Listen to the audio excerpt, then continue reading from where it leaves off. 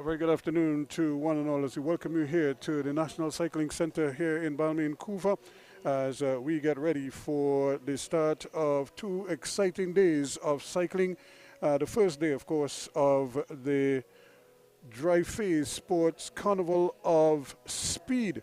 And this, of course, is really the second event of a 2-part event that we had here recently. The first phase went over Wednesday and Thursday. They took a break last evening, and here we are today with the... Right, so this is the start of the event. This is the qualifiers for the mat sprint, the 200, the flying 200. She gets the bell right now. Alexi Ramirez from Trinidad and Tobago on the track. So now she is trying to push her now to see if she could put a time on what is the time that she will set the marker here for this event.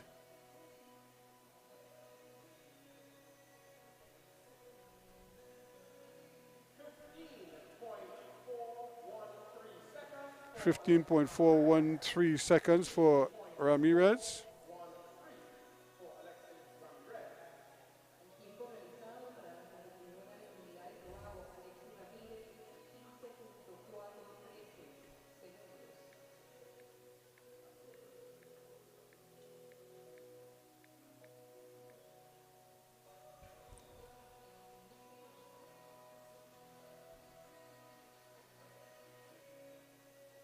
So she's kind of set the marker now.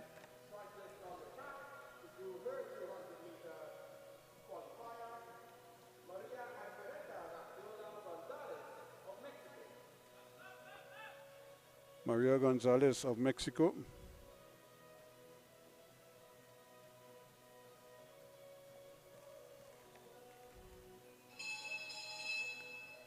She gets the bell now, so she's trying to post a time.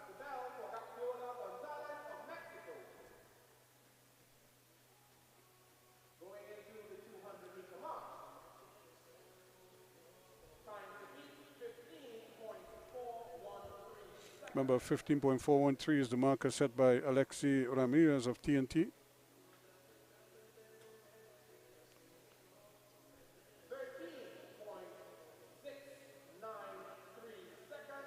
So she produced a 13.693. So she's the fastest so far.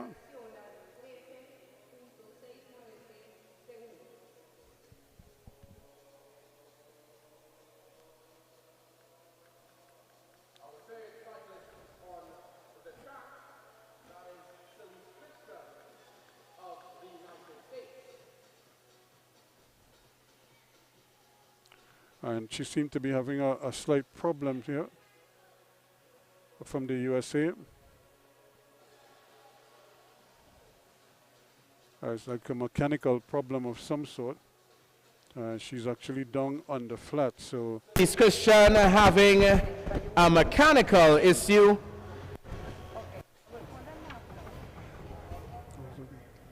Before she can do her sprint effort. So rolling off the line will now be Phoebe Sandy of Trinidad and Tobago, wearing the colors of Madonna Wheelers.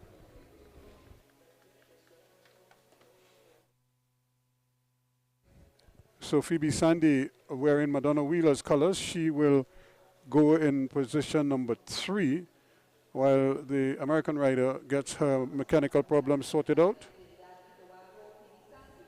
So Phoebe Sandy is on the clock now, trying to post a time, trying to better the 13.693 by Gonzalez of Mexico. One of the emerging young riders in Trinidad and Tobago, has a very bright future ahead of her once she continues to develop. Still doesn't have all the facets, but she gets bell now. A sprint specialist coming into the 200-meter mark now. Time to beat 13.693.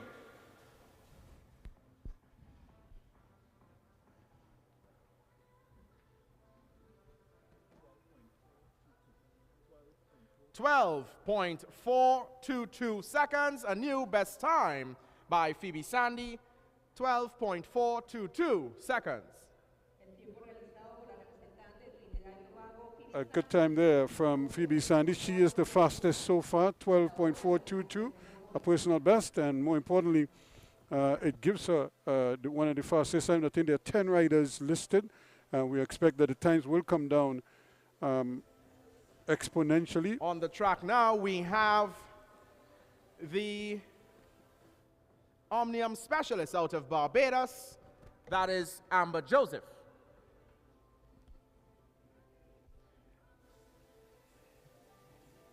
Fastest time on the board, 12.422.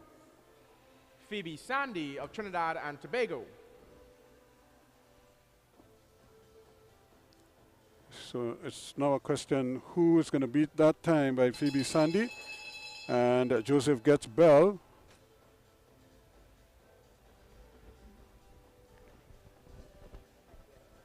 Amber Joseph going into the 200 meters. And will be coming around to stop the clock.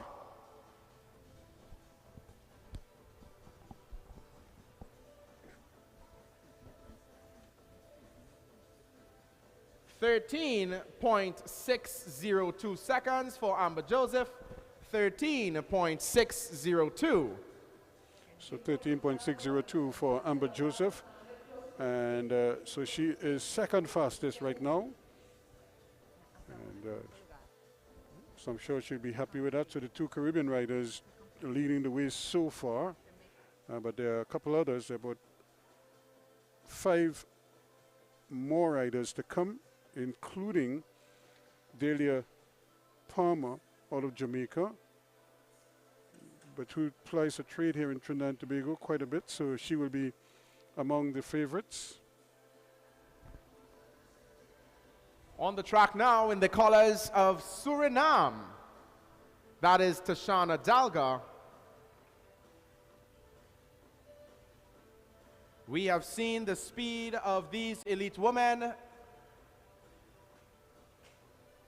Wednesday and Thursday, and it's no different this weekend. Into the 200-meter mark now, Tashana Dalga of Suriname.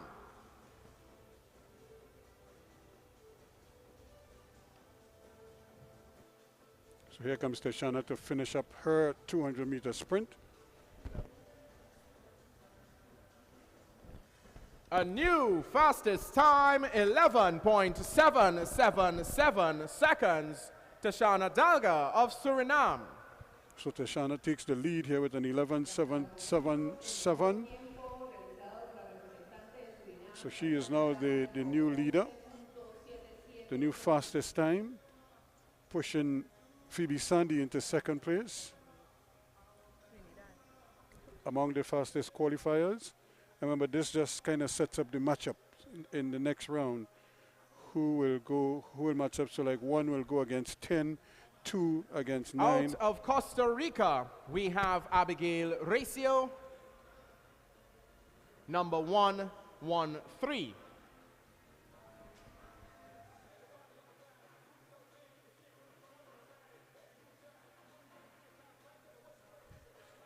So again, the time to beat 11.777 seconds. She gets bell. That's the bell for Abigail Ratio of Costa Rica.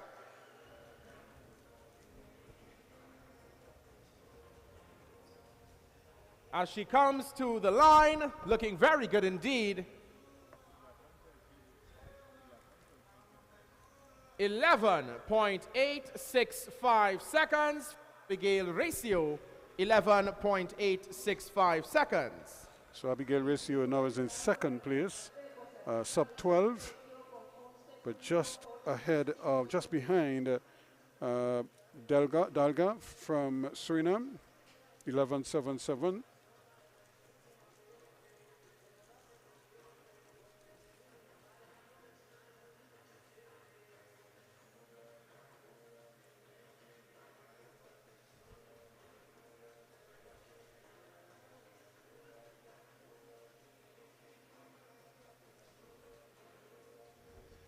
On the track right now, Rihanna Paris Smith of Great Britain, wearing British Racing Green skin suit. Rihanna Paris Smith of Great Britain.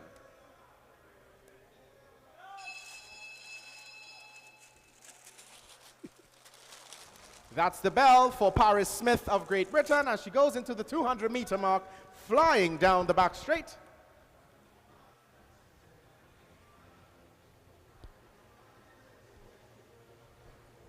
Coming to the line,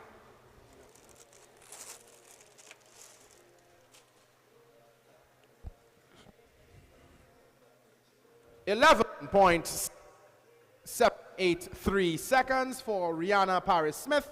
11.783 seconds. So she is now in second place, just nosing out Abigail Recio of Costa Rica, who has an 11.86. She has an 11.78, and they both trail Tishana Dalga of Suriname, 11.777.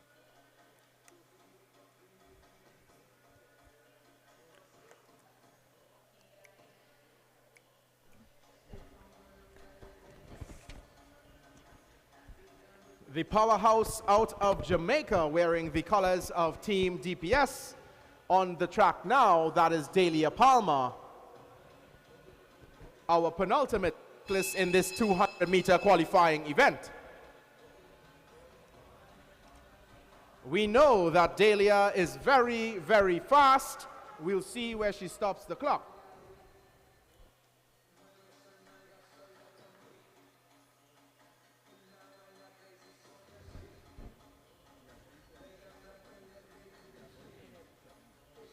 A new best time, 11.678 for Dahlia Palmer. So a personal best for Dahlia Palmer there, 11.678, and you can just see how prepared she is right now. She just came back from one of those World Cups, so she was very, very efficient there, and it just continues this time around. So she has the fastest time, an 11.678. Pushing Dalga into our second. final elite woman taking the track for this 200-meter time trial, Iona Moya of Great Britain.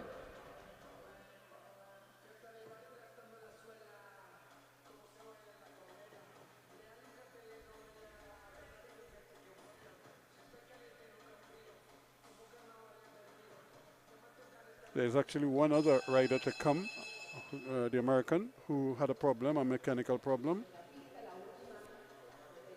But here is Moya.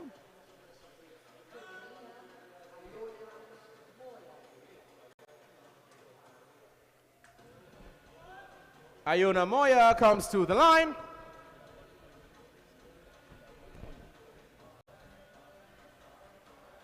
A new fastest time, 11.330 seconds for Iona Moya of Great Britain.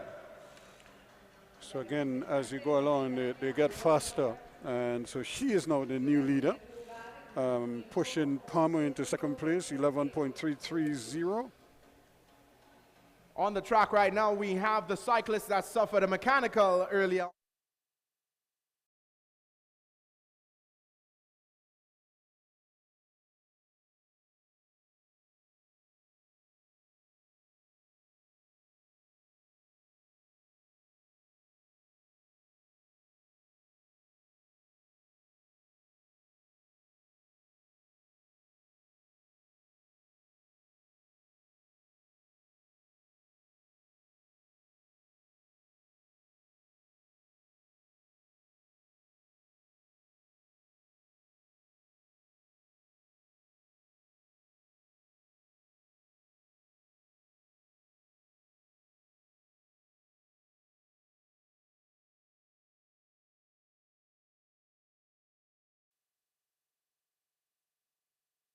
Finish up strongly here, the American.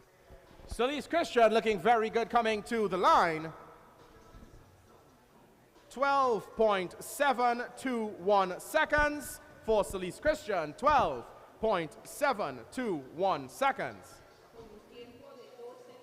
So there you have it, folks. The 12.721 seconds will push her down considerably. We have 5 riders in sub 12 second clock. That brings us to the end of the 200-meter qualifying event for our elite under 23 and junior women. We will bring to you the second round start list for the sprint event in just a short while. As we elite men up. So we're getting ready now for the second event of the day, and that will be the Omnium, the elite men's Omnium. That's the scratch race, a 10-kilometer ride. There you can see some of the riders getting themselves ready for action here, Costa Rica. And we just saw Abigail Riccio, putting down her marker a short while ago. And she did a pretty decent job, 11.865, but I'm sure she want to go faster in the matchups. And see if she could medal here on this occasion. So now we have the scratch race coming up for the elite men.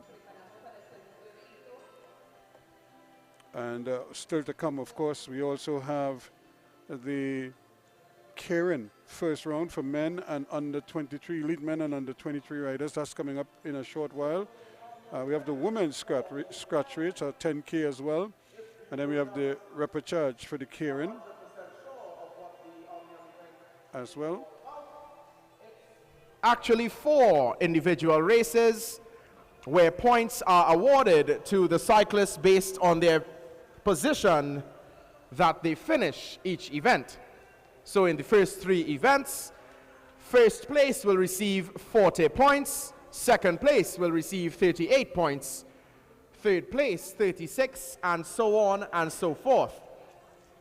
In the final event, the points race, all points accumulated in that event will be added to the total at the end of event number 3. So this is the first event of the Men Elite Omnium, the scratch race, which is a straight event, 10 kilometers for the elite men, 40 laps of this 250-meter velodrome. So you just heard there that it's the scratch race that is coming up, and we expect a pretty decent group of riders to face the starters in this one. 40 laps, they will kind of glide through that very quickly. Might sound like it's plenty. Remember, this is a 250 track, so it's always interesting as the riders really just glide through those. But remember, they're also looking for points, so everybody will be eyeballing everybody else. And in a 40-lap event, invariably, guys would be looking to eyeball each other as much as possible.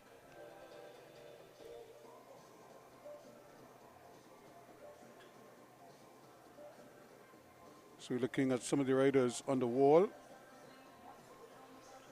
Remember, 2 nights ago, local sprinter Nicholas Paul picked up the gold medal in the men's sprint event. It is a rolling start for our Omnium scratch race event, 10 kilometers or 40 laps.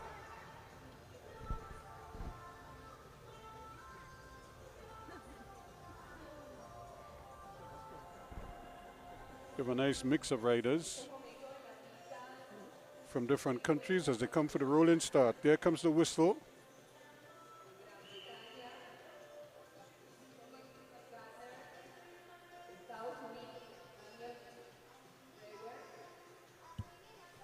Akil Campbell, of course, is a marked man in this event. But Jamal Eastman is also in there.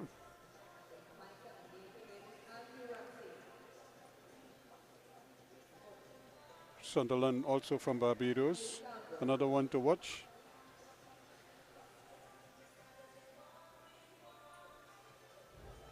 Also in this event, we have Mark Auguste of Trinidad and Tobago, Stephen Alexander, also of Trinidad and Tobago, Justin Williams, Maurice Burnett, Liam Trepte. Is Enrique de Camamon in this event as well? I don't see him on the track. Is he there? I don't think so.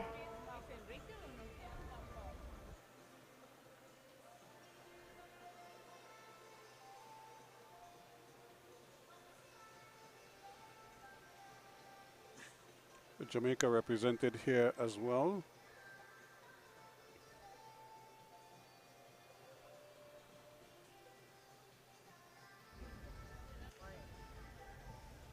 So the scratch race event, 10 kilometers in total distance, that equates to 40 laps of this 250-meter velodrome. Based on the position that they end this event, points will be awarded. First place will receive 40 points, second place 38 points, third place 36, and so on.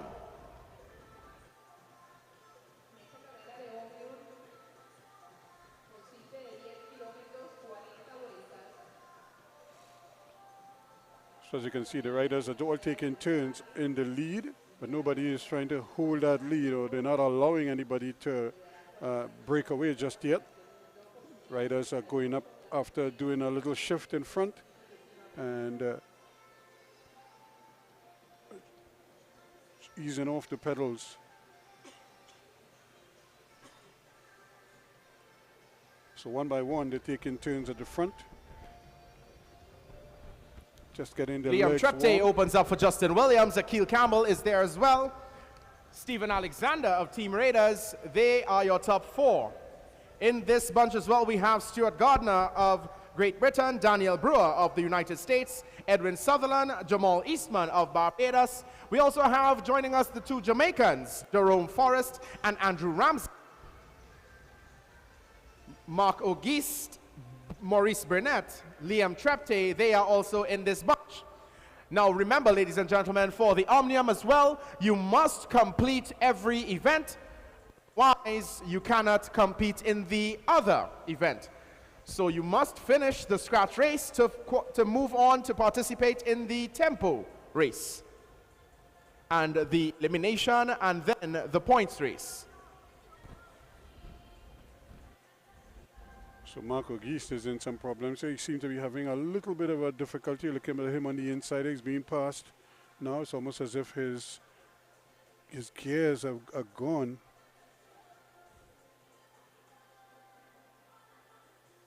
He's just not able to keep up with the tempo right now. But he will want to try to finish the race, but unfortunately for him, it doesn't look like he'll be able to do so.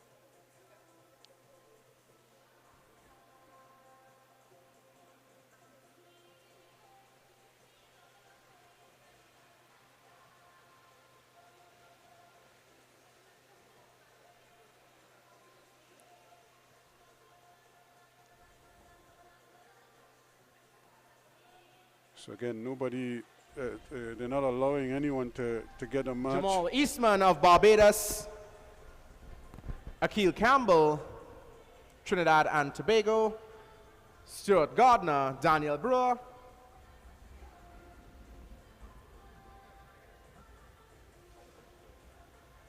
as the leaders come around, ladies and gentlemen, you will see the starter pointing at the lead bunch, not to be confused with the other cyclists on the track. Mr. Starter, where is our lead bunch? He points at Akil Campbell. This is Akil.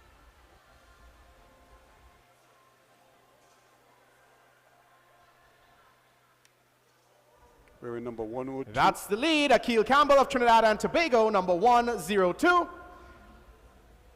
The officials will keep track of all the cyclists in the lead and those who have been lapped as this event takes place.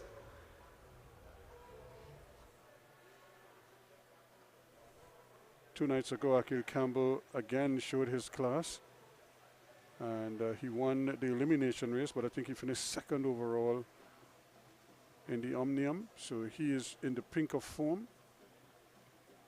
He dominated the Easter Grand Prix. So he has shown good form so far this year.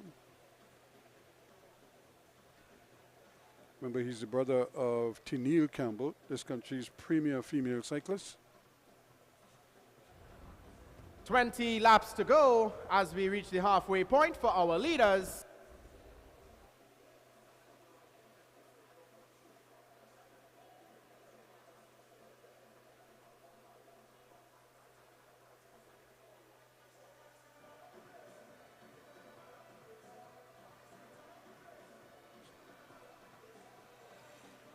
Jamal Eastman leading them out. Akil Campbell keeping close tabs. Eastman knows where the threat is.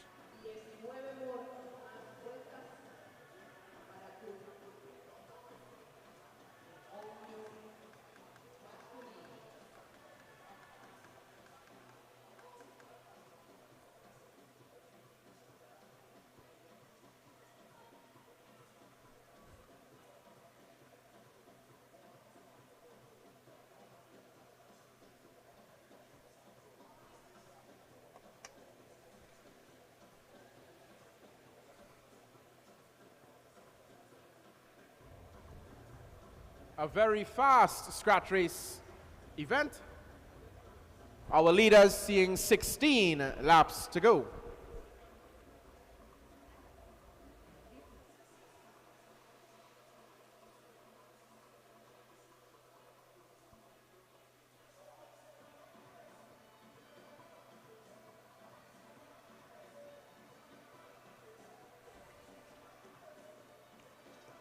So see Gregory Dandrade there with that clipboard in his hand. He's identifying who the leader of the race, the lead bunch. So every time they come around, you'll see him pointing at that lead bunch, this bunch of 3 right here. The starter has pointed to our lead cyclists, Akil Campbell, Jamal Eastman, and Daniel Brewer of the United States. So those 3 have... We have seen what these cyclists are capable of over long distances. So they're beginning to lap the field. Your lead 3, but in which order they will complete this race, we will wait and see with 12 laps to go.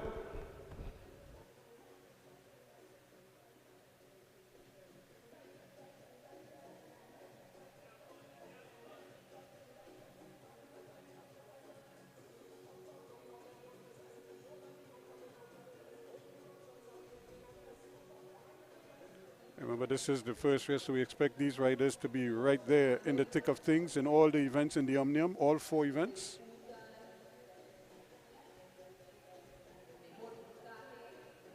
Jamal Eastman out of Barbados is no stranger to this track. In fact, he trains here quite a bit. He races here quite a bit. This is like his home away from home, so to speak. And this gives him invaluable experience, so that when he goes onto the international stage and he encounters a track similar to this, it's not foreign to him. And hence the reason why so many riders, international riders, would come We here. are down into the single digits, ladies and gentlemen. Who will take maximum points in event number 1 of the Omnium? We will wait and see. Remember, it's 40, 38, 36. So these 3 almost guaranteed those points, but then who will get the maximum points? It's Campbell, Eastman, and Brewer. After the men's scratch race for the Omnium, we go into the quarter-final sprint round for the elite women. Iona Moya will meet Amber Joseph. Delia Palmer will meet Celise Christian. Tashana Dalga meeting Phoebe Sandy. And in quarterfinal number 4, Rihanna Paris Smith meets Abigail Recio. The quarterfinals are 1 ride to qualify. 1 ride to qualify for the quarterfinals in the elite women's sprint.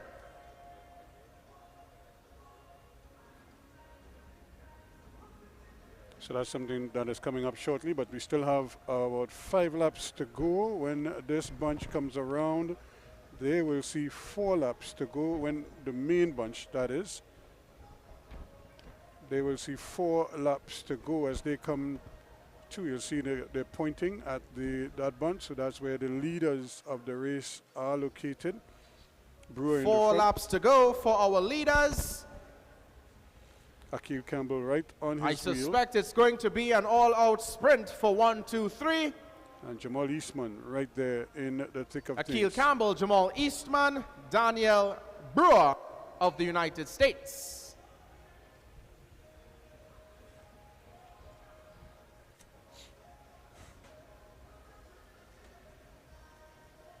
So they'll come back to see 2 laps to go, and this is where things will get real testy here. Now Brewer bolts, trying to catch a march here, and he trying Brewer to steal a of the march. United States makes a move, puts in a gap on Jamal Eastman. 1 lap to go. 1 lap to go in the event number 1 for the men's Omnium, the scratch race. It is Daniel Brewer driving it down the back straight. As they are coming for the line, it's going to be an all-out sprint. Daniel Brewer from the United States looking like he took that one unofficially from Jamal Eastman and Akil Campbell. What a move. So like I said, the Omnium event, it's points, points, points to determine the overall winner. A lot of calculations need to be done by these cyclists. Let's hear it for our elite men in the Omnium, ladies and gentlemen.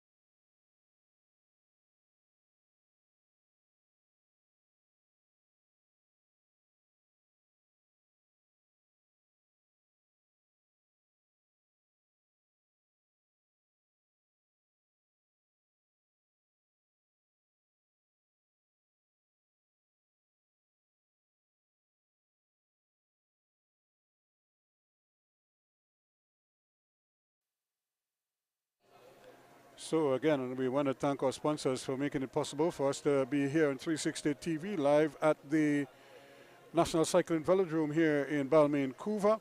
And we just saw the first race, the 10-kilometer scratch race, 14 laps. And at the end of it all, Daniel Brewer was the one who took care of business out of the United States. So he would have garnered the 40 points. Jamal Eastman out of Barbados, second. So he would have gotten 38 points. And Akil Campbell, who probably was caught sleeping there. He didn't see Brewer darting over the top. By the time he got it into gear with under 2 laps to go, it was a big lead. And he just couldn't get it into gear. And in fact, he sort of backed off when he realized that it was a moot case and didn't bother to try to force it too much. The sprint for elite women in heat number 1, Iona Moya up against Amber Joseph. There's no Amber Joseph. However, the cyclists must take the line. And just like that, Iona Moya qualifies for the semi-final round.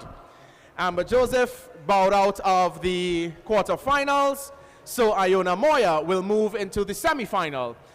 And it's just protocol that the cyclists must still take the line and cross the start-finish line to make it official that she has won that particular ride. So we move into quarterfinal number 2. Delia Palmer, Celise Christian.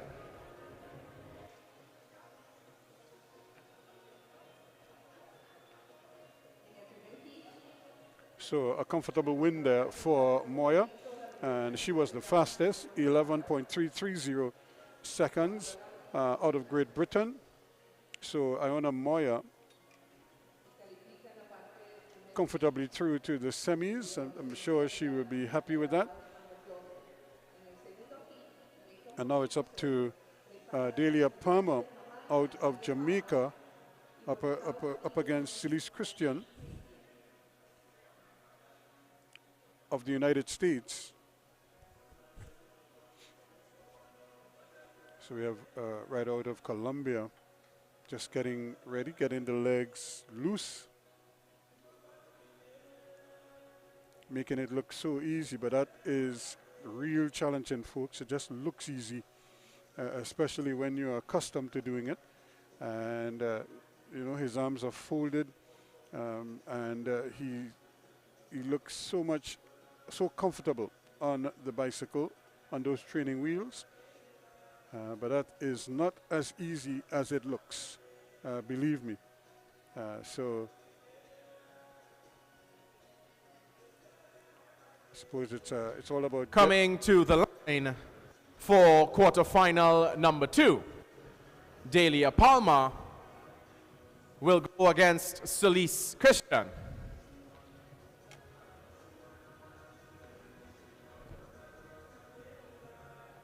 So Celeste Christian is yet to get to the line. She's still getting her bike sorted out, but Delia Palmer is already on the line, riding for Team DPS, the host club for this event. So she's hoping that she can fly the club colors. She rides it's like Trinidad and Tobago colors, red, white, and black. And they'll be hoping that she could turn back the American, who normally would ride in red, white, and blue, but she's riding in a green and green, black, and white outfit. It is one ride to qualify for the semi-final. Delia Palmer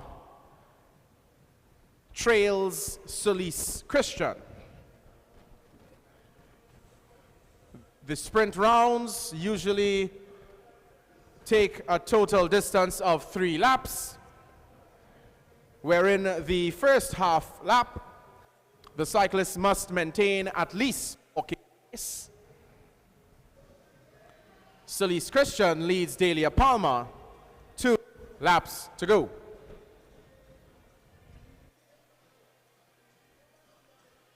Delia Palmer decides she wants to take the lead, so she wants to ride from in front, but Christian not letting her get away just yet.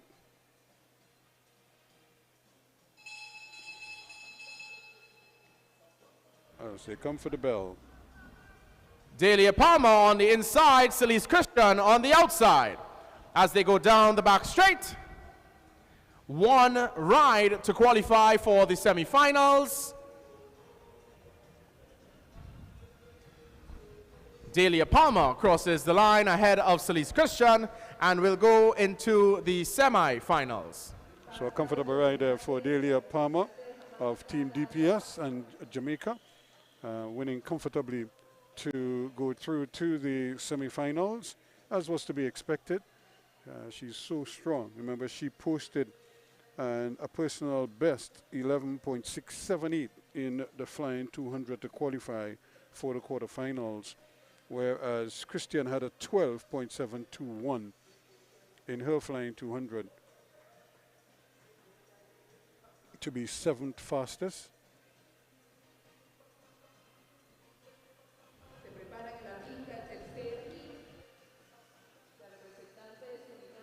So now it will be 3 against 6.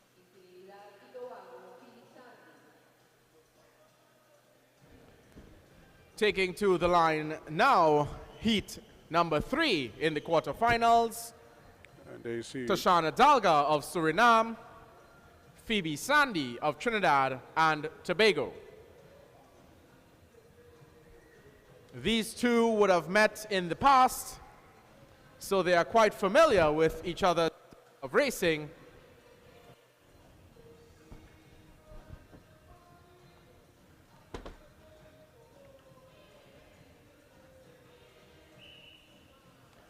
Tashana Dalga on the inside. Phoebe Sandy in the colors of Madonna Wheelers.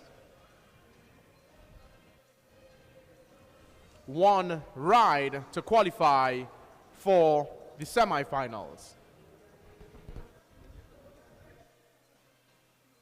Tashana Dalga, number 143, looking, just keeping her eyes on Phoebe Sandy. Sandy will have to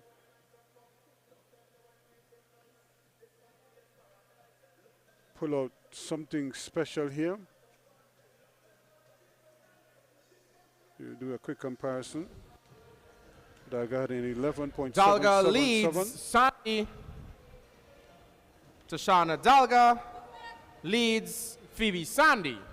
Suriname from Trinidad and Tobago. Into the final lap, Dalga leads Sandy. That's the order in which they go down the back straight. Dalga leads Phoebe Sandy. And I suspect that is how they will finish. Tashana Dalga finishing ahead of Phoebe Sandy. So they have a fine ride from Tashana Dalga, really too strong for Tashana Phoebe Sandy. Dalga takes that ride officially and moves into the semifinals. So Phoebe Sandy just not strong enough, couldn't come over the top to catch up with Tashana Dalga. So the rider from Suriname comfortably through. And now it's the fourth and final ride that will see Rihanna Paris-Smith of Great Britain in action against Costa Rica's Abigail Ruscio. Moving into the final ride for the quarterfinal round of the Elite Women's Sprint. Abigail Ruscio of Costa Rica will face Rihanna Paris-Smith of Great Britain.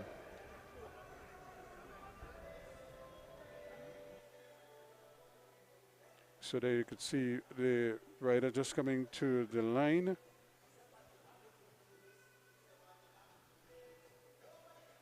Rihanna Paris-Smith, number 141. And Costa Rica's Abigail Ruscio on the top in the blue and white.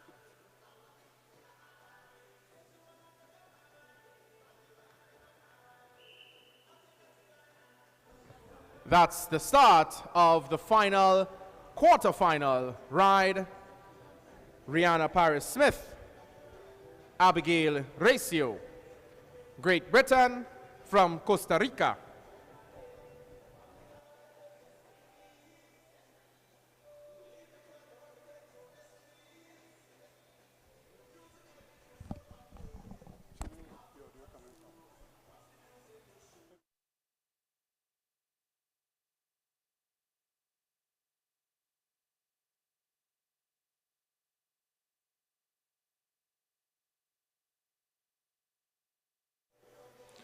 So again, you're looking at these two riders this just eyeballing each other.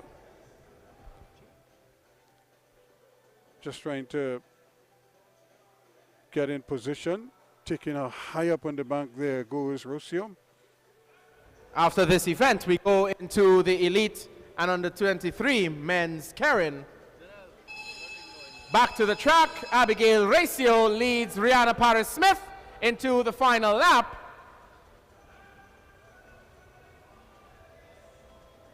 Costa Rica from Great Britain.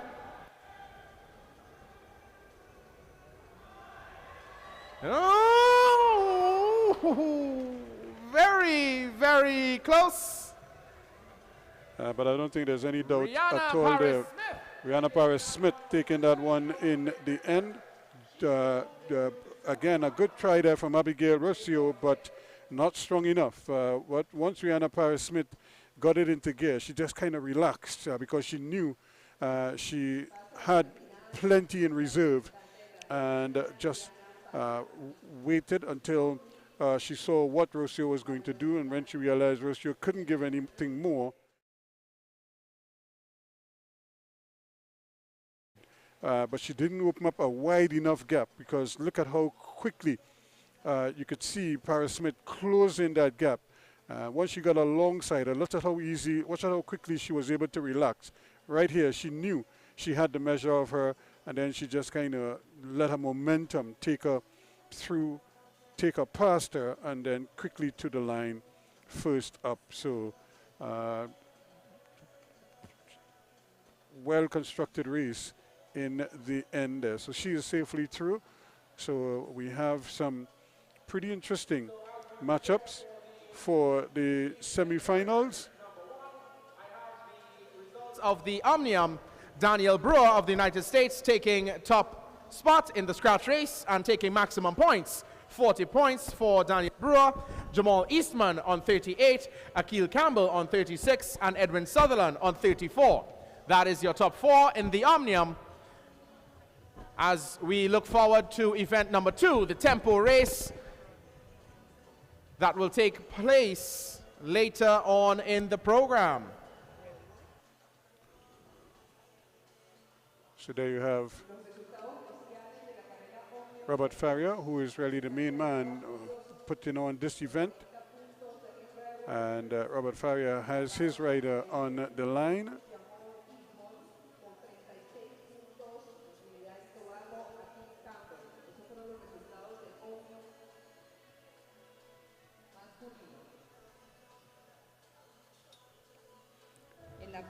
And of course, this would be riders getting ready for the Karen event here now. This is the elite men and under 23 getting ready for the Karen. Elite men Karen heat number 1.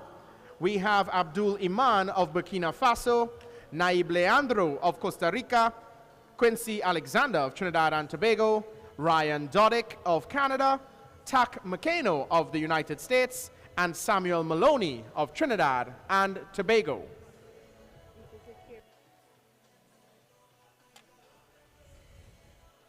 So this is the event where the Derny or the motorcycle will take the riders around and then gradually for about 2.5 to 3 laps just increase the pace ever so slightly, and then would leave the track and allow the riders to jostle the rest of the way.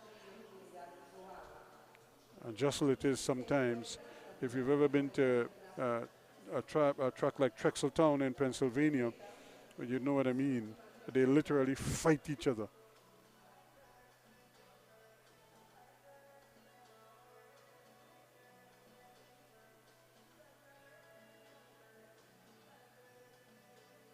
So Iman is in there. Leader Alexander from Team DPS. Dodit, Macario, and Maloney also involved. Yeah.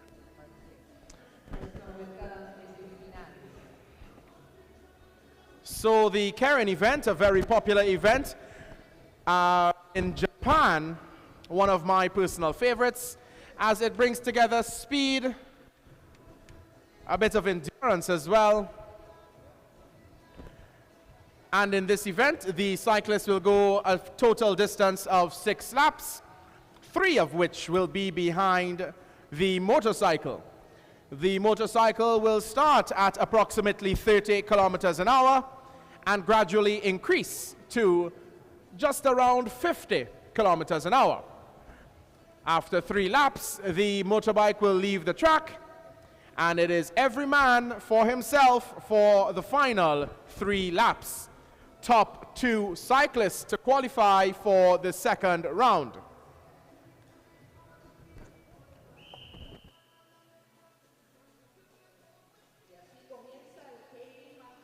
So there goes the Derny, and the riders will settle in behind it.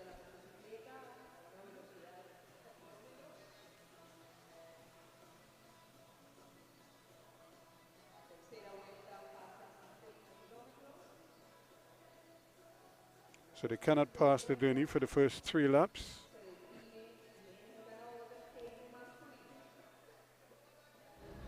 First wheel behind the motorcycle, that is Samuel Maloney of Trinidad and Tobago. Second wheel, Ryan Doddick of Canada. Third wheel, Quincy Alexander of Trinidad and Tobago. Fourth wheel, Tak Makeno of the USA. Followed by, that is Abdul Iman of Burkina Faso. And Naib Leandro of Costa Rica.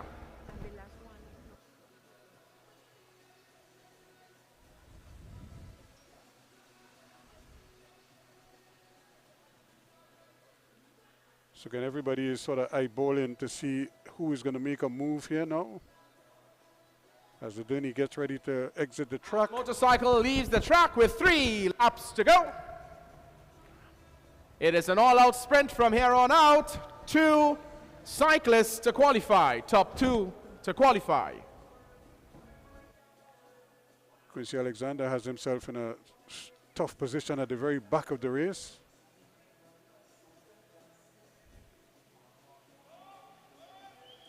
They come for the bell here now. This is where things just start to hot up real fast.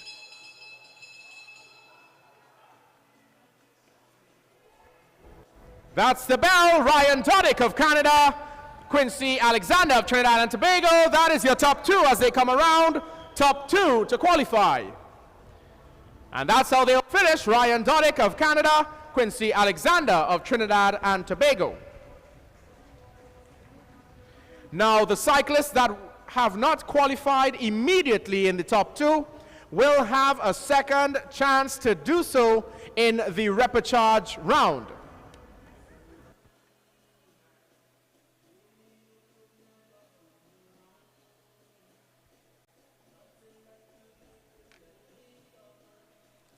So again, the first 2 comfortably going through, and Doddick showing that he's ready for the fight.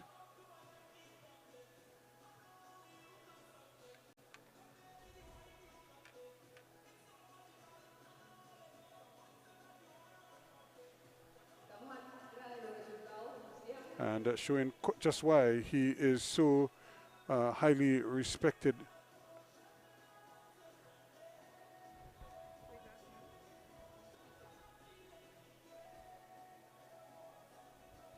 So remember, we are live here at the National Cycling Velodrome. We are in the middle of the men's Keirin event. We have heat number 2 coming up next.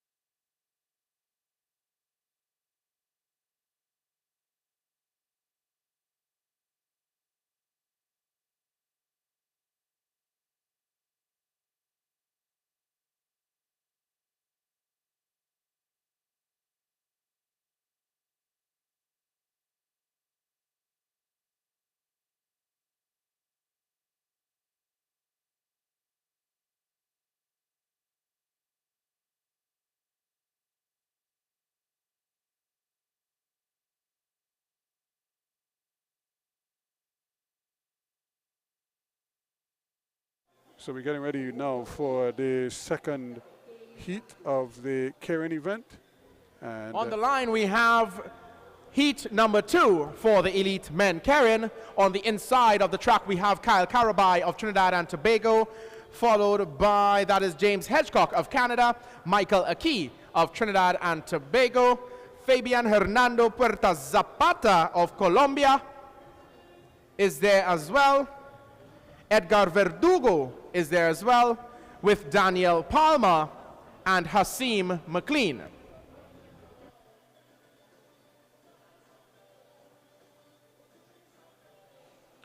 Hasim McLean, of course, a former national sprinter and quite capable.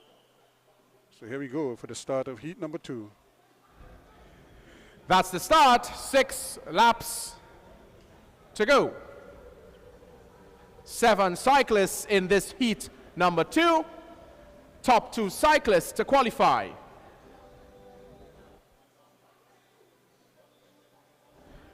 And like I mentioned earlier on, The cyclists that do not qualify in the top 2 will have a second chance to do so in the repechage round later on today. So again, the journey will take them around, starting at 30 kilometers and just gradually increasing as it goes around. 1 lap, then 2 laps, and then the 3rd lap to get it up to a certain speed. The riders should be also in sync with the journey.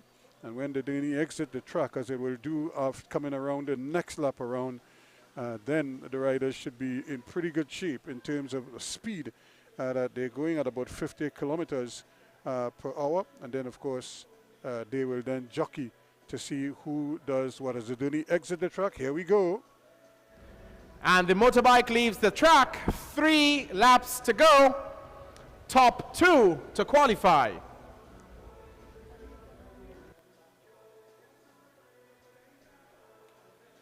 Kyle Carabay trying to really battle up here with the big boys from Arima Wheelers. Here is the rush at the top.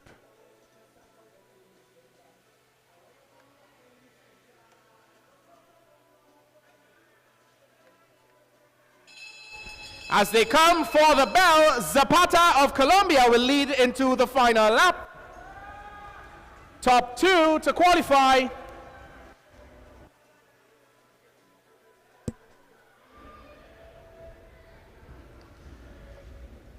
Zapata of Colombia and Verdugo of Mexico, unofficially your top 2, moving into the 2nd round. So again, Colombia and Mexico are showing their quality. Again, Kyle Carabay did very well to stay with them in the main, but then once that rush came, it was difficult. He found himself pinned on the inside and not in the ideal position to challenge. And in the end, he just had to do too much. He still put his wheel in there. When these races are going on, I need to know that you are there. Let's have a round of applause for our elite men, Karen. All right, that's more like it. That's more like it. This is day number 1 of the Carnival of Speed, held by Team Drive Phase Sport, right here at the National Cycling Center, Balmain, Couva. Shout out to DJ Cole Bass and DJ Brian on the inside as well, keeping the vibes going right here at the National Cycling Center as we move into the 3rd heat of the elite men Karen. In this event, we have Devontae Lawrence, Callum Saunders, Ryan Dabro, Xavi Wadili, Quay Brown, and Zion Polido.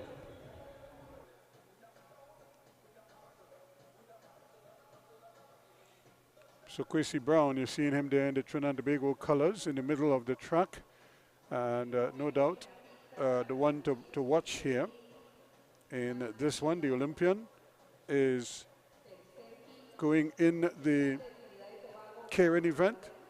He may also factor in the sprint, the match sprint event, and that's where Nicholas Paul 2 nights ago showed his capabilities and dominated that one. So Brown finished 3rd in that match sprint also, so he's in pretty good nick, and I'm sure he'd want to win the Karen if possible, especially in the absence of Nicholas Paul. So he may feel that he is the next in line.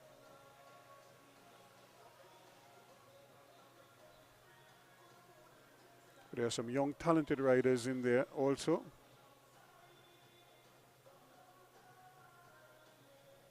Here comes the gurney.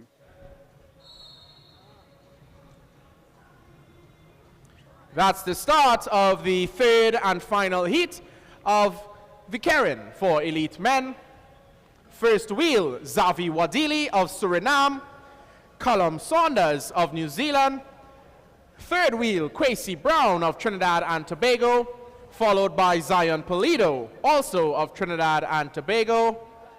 And the 2 cyclists out of Arima Wheelers, Devontae Lawrence and Ryan Dabro.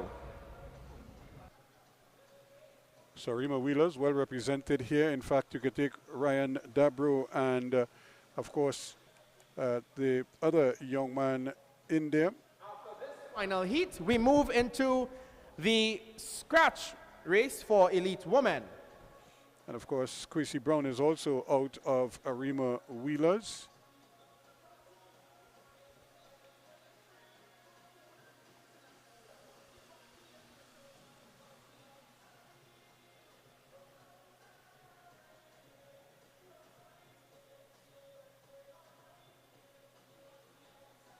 So Wadidi continues to hold sway there. Now that the Denny is off the track, here we go.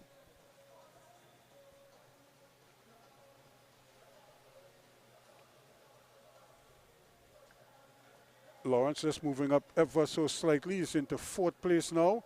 Quincy Brown is seeing the action ahead of him. Polido. It's racing time for heat number 3. Zion Polido of Trinidad and Tobago, wearing the colors of Rick Texonics, leads into the final lap. Top 2 to qualify.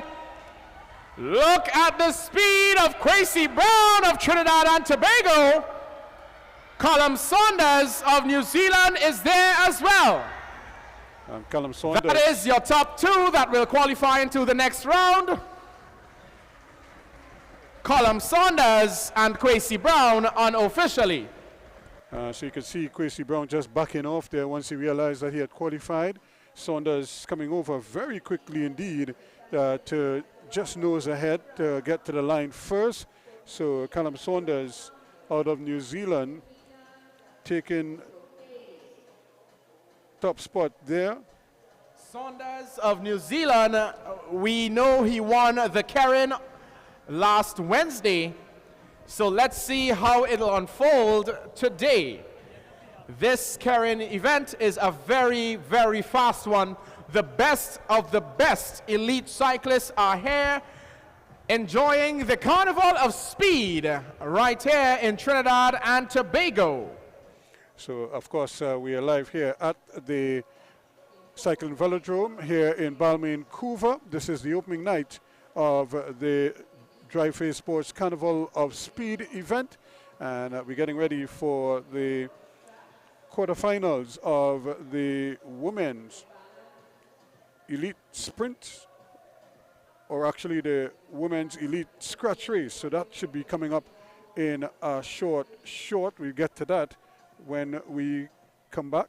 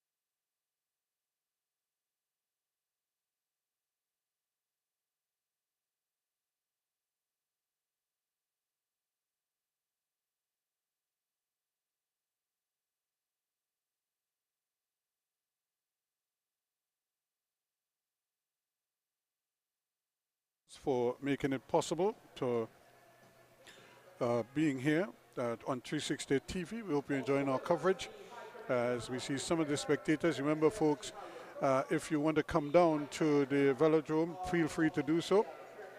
Kids under 12 will be admitted free, as will be the seniors over 60, and those in between will pay $60 for each day. So if you have over 60, you have a chance. You could come in free and take advantage of that opportunity to bring the entire family and come on down and be a part of the action and just help to improve the atmosphere so the riders can hear and feel your presence here. We all know the riders love to perform in front of large crowds, so the bigger the crowd, the more determined they are to excel.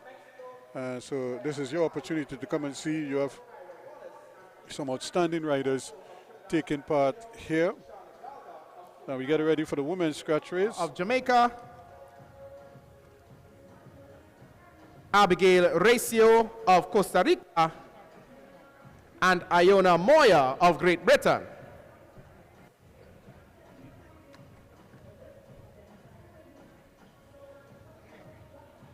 Ten cyclists registered for this event.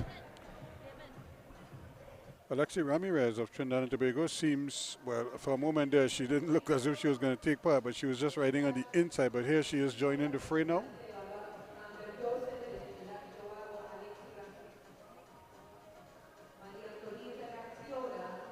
So they just have 8 of them at the line. 10 were registered, so it seems as if we have 2 no-shows.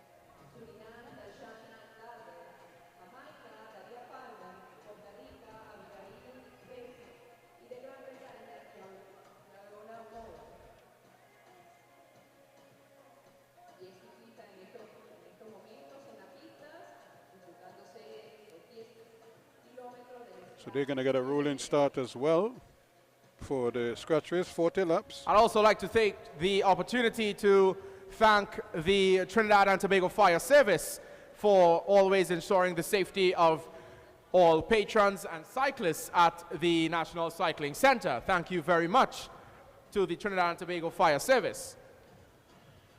This will be a rolling start for our women's scratch race. Mr. DJ. So here goes the whistle to set them on their way Of the in this National one. Cycling Center. So the race is officially on. Delia Palmer just eyeballing everybody on her inside. She's the highest one on the bank.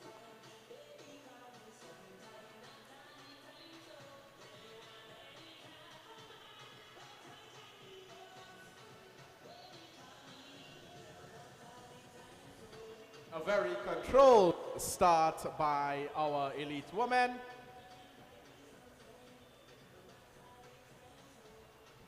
Cautious, controlled training ride like pace.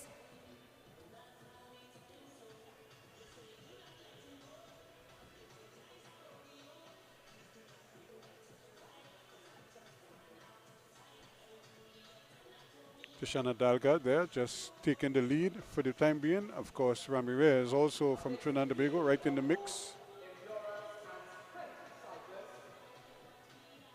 And Phoebe Sandy.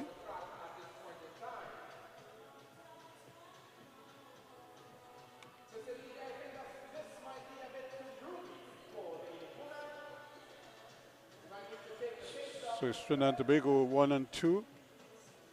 Although Sandy is riding in her Madonna Wheeler's colors.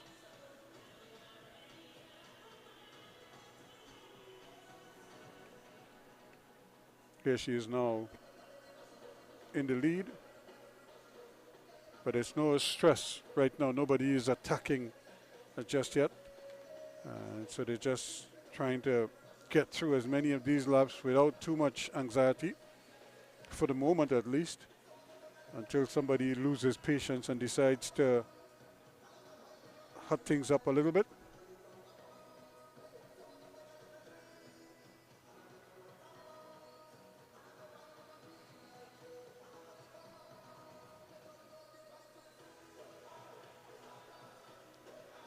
So again, they'll come back and see they have, 35 laps to go. So as they try to get through these early laps with as few problems as possible. Just taking their time. 34 laps to go now as they cross the start-finish line.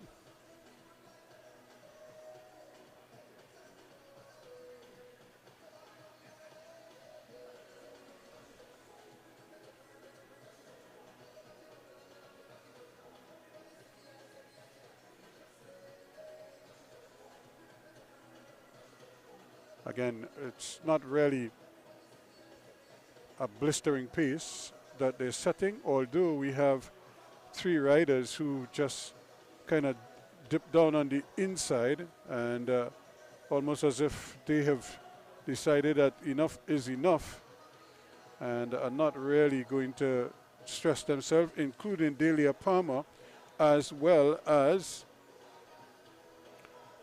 Tishana Dalga of Suriname. So they have called it quits in this one.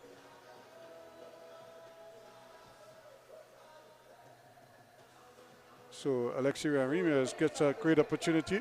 Some of our cyclists not being able to stick with the pace. We have Maria Gaxiola Gonzalez of Mexico, Alexi Ramirez of Trinidad and Tobago, Cheyenne Y also of Trinidad and Tobago, Amber Joseph of Barbados, and Phoebe Sandy of Trinidad and Tobago.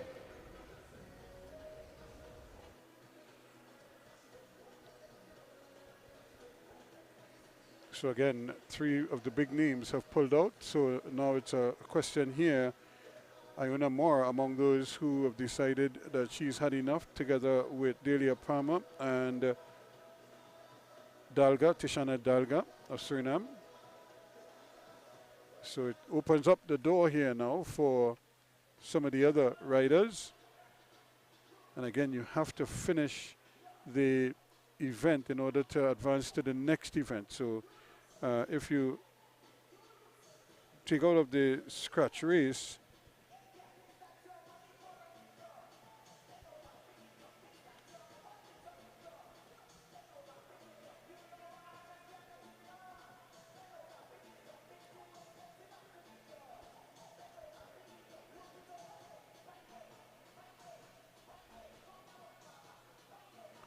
unless you're doing this 10K scratch race as a standalone. So the other riders who dropped out don't have to worry too much about whether they'll advance or not.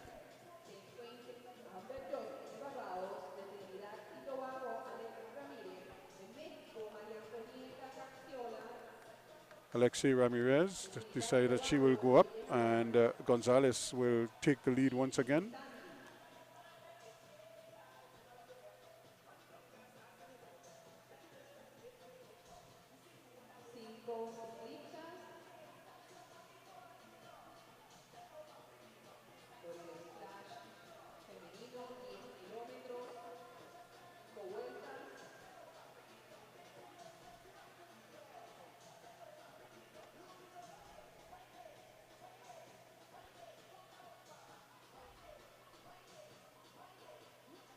Maria Gonzalez again back in the lead. 24 laps to go for our 5 cyclists on the track. Maria Gaxiola Gonzalez, Cheyenne Y, Alexi Ramirez, Amber Joseph, and Phoebe Sandy. That is the order as they go around.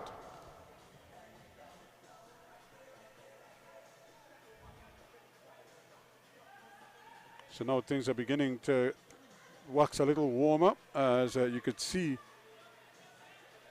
the pressure being applied now.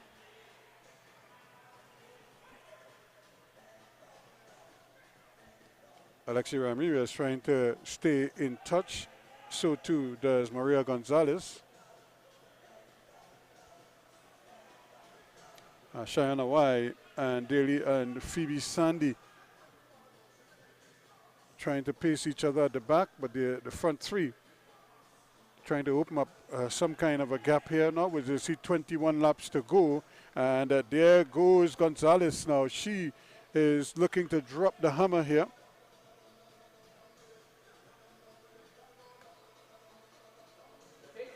Significantly, the starter point to our the track, that is Amber Joseph of Barbados. 20 to go, just about the halfway point in this scratch race.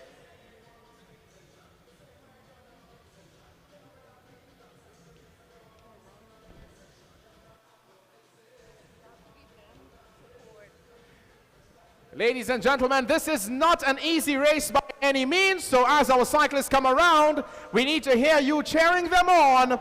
We still have 5 cyclists out on the track. Amber Joseph, Maria Gaxiola Gonzalez of Mexico, Alexi Ramirez of Trinidad and Tobago, Cheyenne Y going on the back straight for Trinidad and Tobago. Phoebe Sandy says she's had enough. An excellent effort by Phoebe Sandy, the youngster out of Madonna Wheelers as well.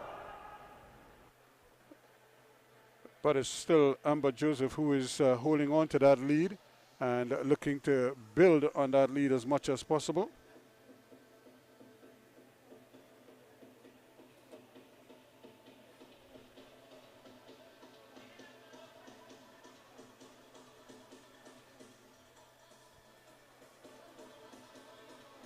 So there's the leader. You see the point to indicate who is leading the race. Number 123 is in front.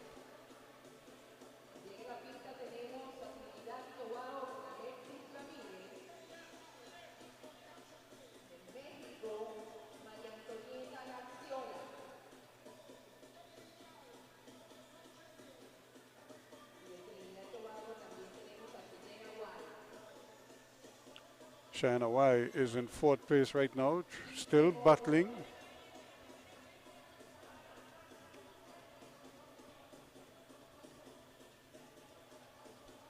Amber Joseph still your leader on the track out of Barbados. Mexico and Trinidad and Tobago are chasing. Who do you want to take top honors in this event? Who do you want to take maximum UCI points in this event? Is it Barbados, Trinidad and Tobago, or Mexico? So Amber Joseph holding her own there quite comfortably right now. She still has a good lead, but the others are just starting to just pull it back just that little bit as she begins to tire. Now she gets off the saddle and puts in a little bit of a shift here to try to get the gears up quickly and see if she can re-establish that advantage that she had earlier. The two at the back are working together to try to keep it. There we look at China Y being passed once again by Amber Joseph. And Alexi Ramirez and Maria Gonzalez trying their best to stay in touch. Here they'll see 11 laps to go when they come around, or 10 to go rather when they come around. And can Amber Joseph keep up her pace? She's gone high up on the bank here now, obviously waiting on the others and maybe trying to share the load. And there goes Ramirez trying to see if she could get a match, but then it was just a bluff. 9 laps to go. We are down into the single digits.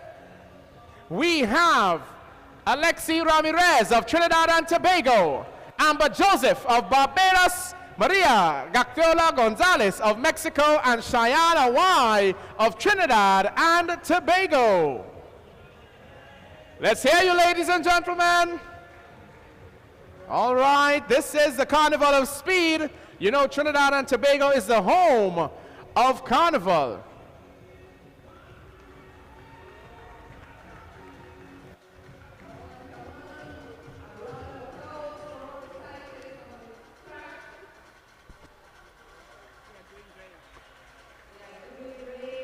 So again, they've gone past Ashana Y, who is riding on the inside.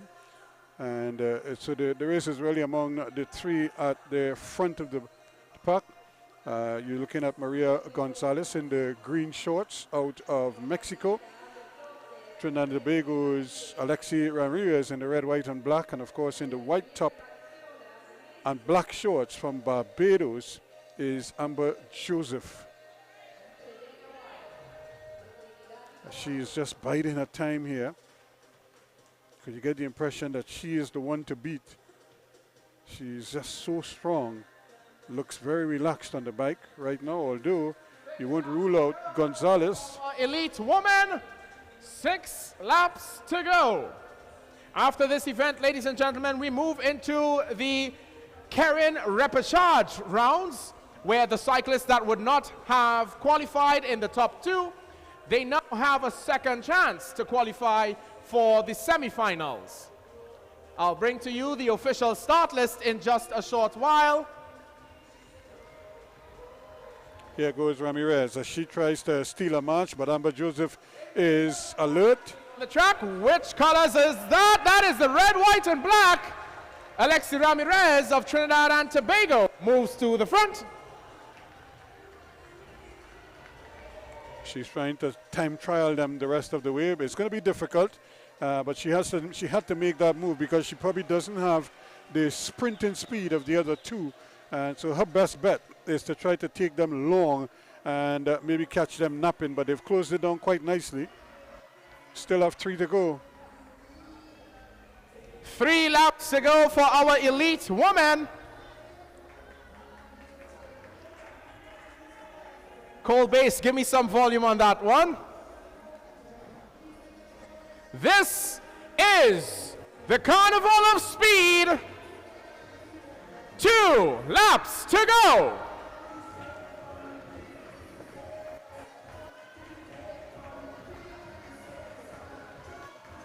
Ramirez, Joseph, and Gonzalez. Here goes Gonzalez now as she makes a move. And Cheyenne Y is also still in this race with 1 lap to go.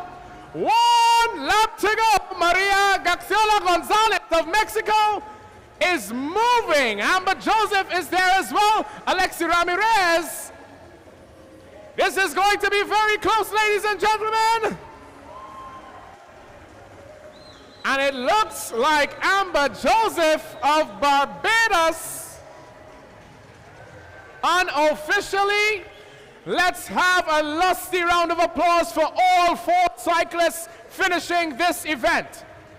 Amber Joseph, Maria Gaxiola Gonzalez, Alexi Ramirez, and Cheyenne Awai. So there you have your top 4. There it is again. She didn't panic. She just bided her time, waited, and once she got that gear right where she wanted it, it was easy for her to come over the top, and you could see the jubilation there as she signals to the crowd. She celebrates another fine victory here in the 10K scratch race for women. And Amber Joseph of Barbados with a victory here ahead of Mexico's Maria Gonzalez and Trinidad and Tobago's Alexi Ramirez, with China Y also going the distance, finishing in 4th place. So again, we're getting ready for the repechage here of the men's Karen event. These are the riders who failed to qualify automatically for the next phase. Repechage round. Like I mentioned earlier on, this is the chance for the cyclists that did not qualify earlier on to do so, to qualify for the semi-finals. In heat number 1, Samuel Maloney of Trinidad and Tobago, Tuck McCano of the United States of America, Kyle Karabai of Trinidad and Tobago, Daniel Palmer of Jamaica, Zavi Wadili of Suriname, and Zion Pulido of Trinidad and Tobago. So the spectators just enjoying the action here at the Velodrome in Balmain, Couva. Really, it's a hub for activity for sporting events. The Trinidad and Tobago Cycling Federation, part of the action here at Couva. And remember, in addition to the cycling velodrome, we have the home of football not too far away. In fact, some of the cyclists are staying at the home of football using the dormitories there. And we also have the National Aquatic Center on the other side. So a lot of action. Not too far from here, of course, is the National Cricket Center as well, over on the far side, but it's been put on by the Trinidad and Tobago Cricket Board. There we could see some of the fire service officers who are keeping an eye on safety here, but also keeping an eye on the track to witness the action. You cannot fault them for that. It's all part of the job. It would not have been as comfortable an exercise as this one is today as it was yesterday, when many of them were called out to visit the different schools where we had that unfortunate scenario where almost all secondary schools were dismissed early because of, I wouldn't want to call it a prank for now, but we'll see. Samuel Maloney, Daniel Palmer, and Zion Pulido in that order.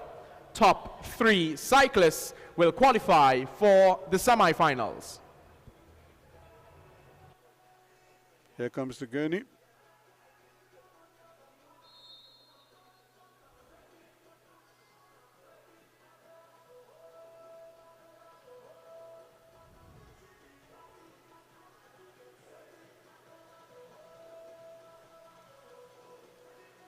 Of course, Polido is expected to try and factor in here, see if he can advance to the next round.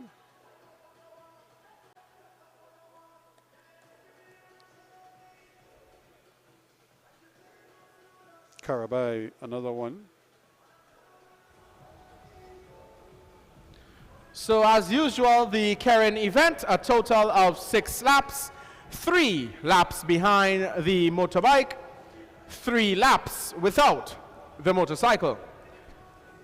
The speeds will start around 30 kilometers an hour and increase gradually to 50 kilometers an hour on the 3rd lap, after which all 6 cyclists must race for their qualifying positions, top 3 to qualify.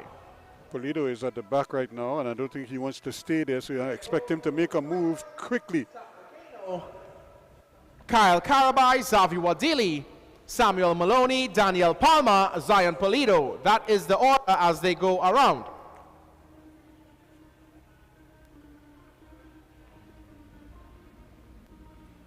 So they'll be coming for Bell here now, so Polido will have to make his move soon enough.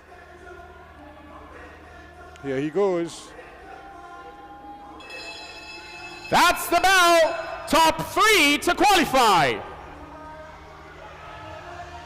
Kyle Karabai of Arima Wheelers driving it at the front. Top 3 to qualify. That looked like Kyle Karabai, Tak Makeno, and Xavi Wadili unofficially. Trinidad and Tobago, USA, and Suriname unofficially. So again, a good ride by Kyle Karabai. He got his nose in front, and certainly once he stayed there, even if he got past, he would have been in the mix in the top 3, and that is all that was required for him to qualify for the next round, for the semi-final round. Hassim McLean will try now to see if he could join him in there. You see Lawrence also in the mix. The riders from Arima Wheelers trying to see if they could join Kyle Karabai in that next round, as well as Quincy Brown, another Arima Wheelers rider, although he's riding in his national colors. Hassim McLean.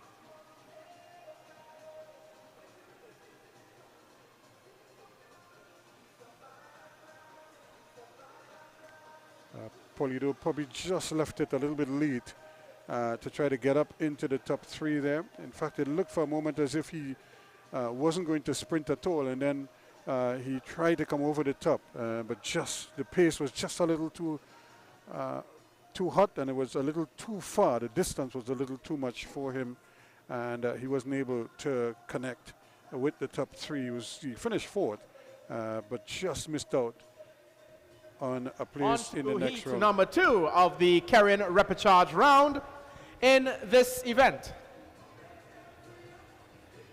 On the inside, we have former Karen national champion Hassim McLean. Above him, Michael Aki of the Evolution Cycling Academy, followed by, that looks like Naib Leandro of Costa Rica, Abdul Iman of Burkina Faso, Ryan Dabro of Arima Wheelers, James Hedgecock of Canada, and Devontae Lawrence of Arima Wheelers.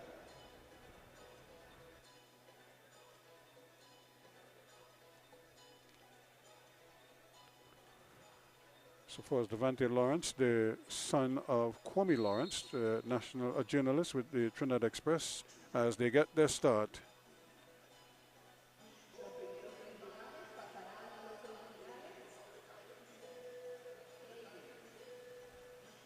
Hasim McLean, first wheel behind the gurney.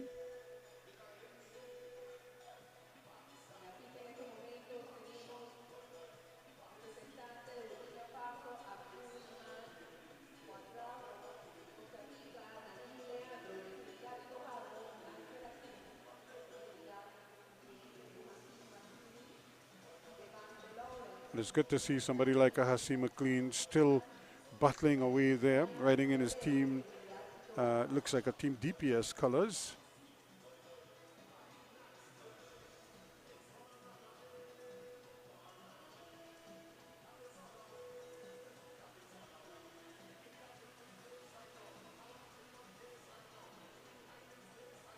Just looking around, trying to anticipate where the rush is going to come from or who. So the order in which they go around, that is Hasim McLean, Michael Aki, Leandro of Costa Rica, Abdulrahman of Burkina Faso, Ryan Diabro of Arima Wheelers, James Hedgecock of Canada, and Devante Lawrence of Arima Wheelers.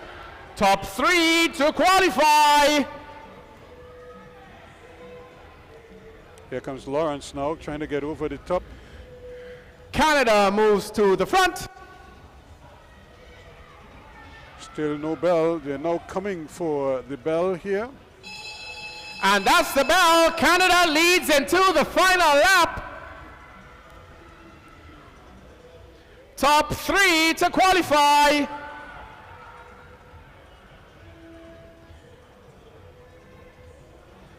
And it's Canada from Costa Rica, from Trinidad and Tobago, Michael Aki of the Evolution Cycling Academy.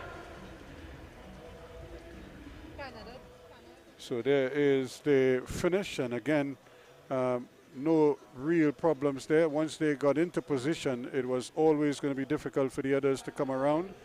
The speed was just too hot for Hasim McLean to get into contention. Lawrence was trying to get there. In fact, I thought he made his move a little too early. You know, it's almost as if he had to sprint twice in the same race. So, ladies and gentlemen, we'll be bringing the official semi-final Karen start list for you.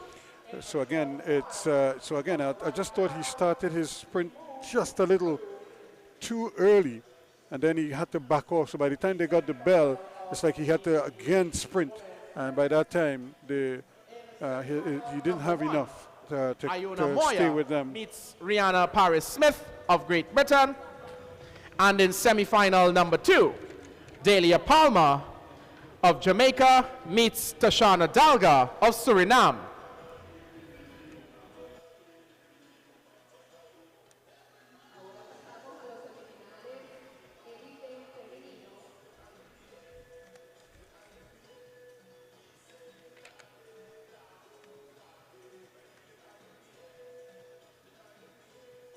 So again, Delia Palmer and Tashana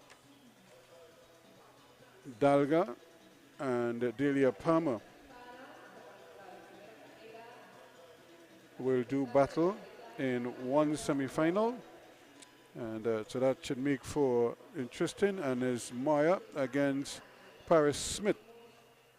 So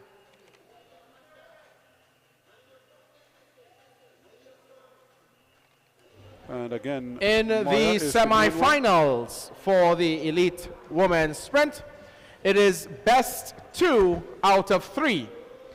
This semi-final is a Great Britain showdown. Rihanna Paris Smith, Iona Moya. Both women incredibly fast. So there's Brianna Paris Smith already on the line, waiting on Iona Moya. You can see both of them in their Great Britain colors.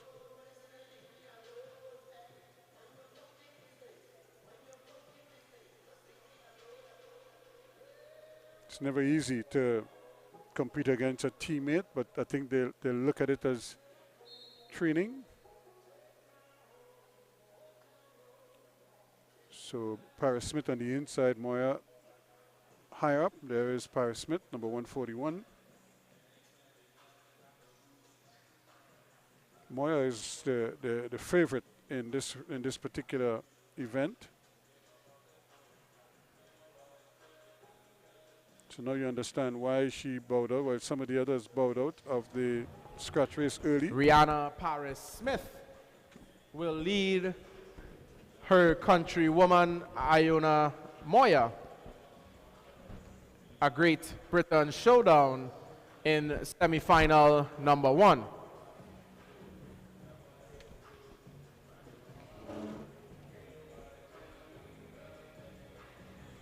Now, when you think of women's cycling, Great Britain is kind of like the gold standard, especially on the track.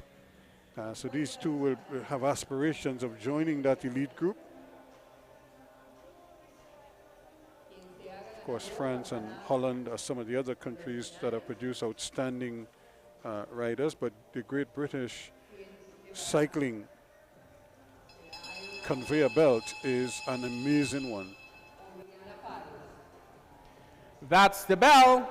Rihanna Paris Smith leads Iona Moya. Number 141 leads number 140. As they go down the back straight, it is Paris Smith from Moya. And they are coming for the line. Looks like Iona Moya crossed the line ahead of Paris Smith unofficially.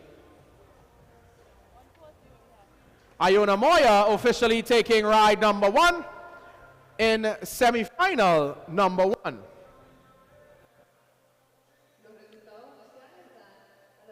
No qualms about that one. A comfortable ride in the end for Iona Moya. You could see her backing off and knowing that she has more than enough in the tank, and just quickly made up that stagger and then just cruised past her teammate to secure the victory. So she's one away from a place in the final. Next up on the track, semi-final number 2, race number 1. Best 2 out of 3. Delia Palmer of Jamaica, wearing the colors of Team DPS, will meet Tashana Dalga of Suriname.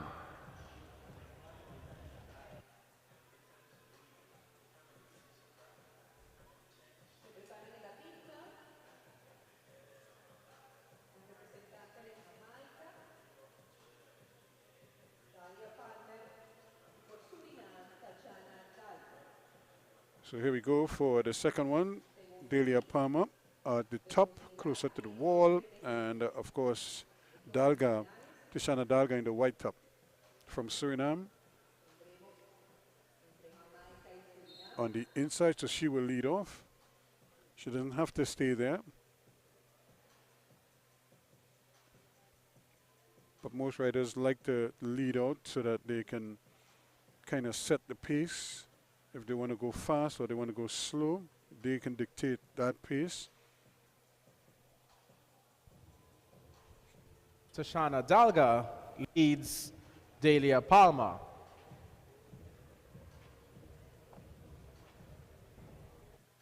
Delia Palmer obviously would want to win here. She feels that she is in pretty good shape and should be able to push,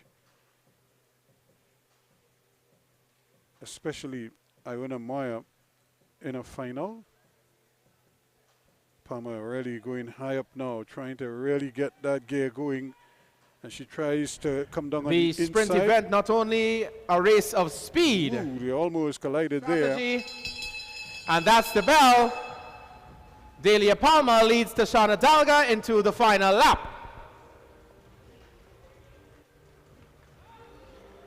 It is Jamaica from Suriname, Delia Palmer from Tashana Dalga.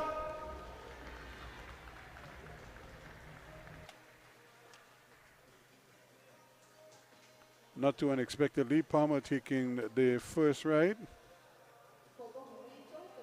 So she too is halfway there to making it into the final. And And the boat riders almost came together.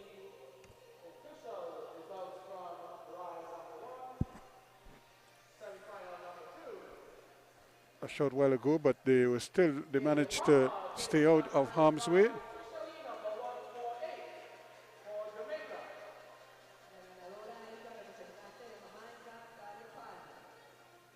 So as you can see, some of the officials, some of the spectators enjoying the action on the track. So that was ride number 1 of the semi-finals for the elite women's sprint. Of course, giving the cyclists a chance to rest before the second ride. We move into the tempo race. This is event number 2 of the men's Omnium.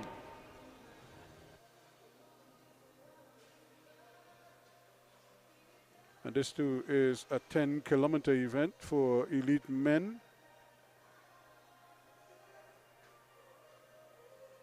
Akil Campbell again would be hoping to be among the front runners again. And when they crossed the line, he was 3rd in the scratch race.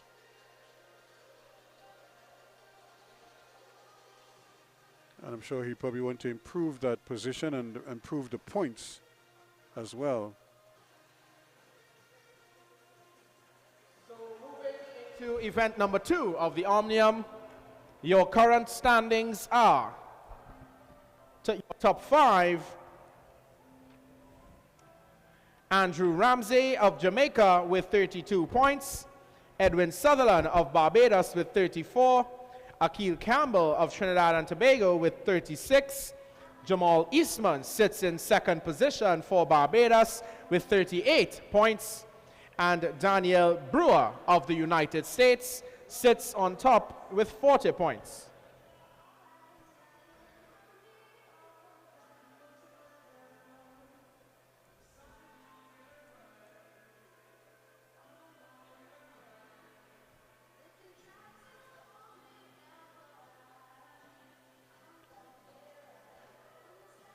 So we're getting ready now. This obviously is designed in this way to give the sprinters an opportunity to recover just a little bit. So we're looking at the tempo race, another 10-kilometer grind for these riders, but they basically sped through the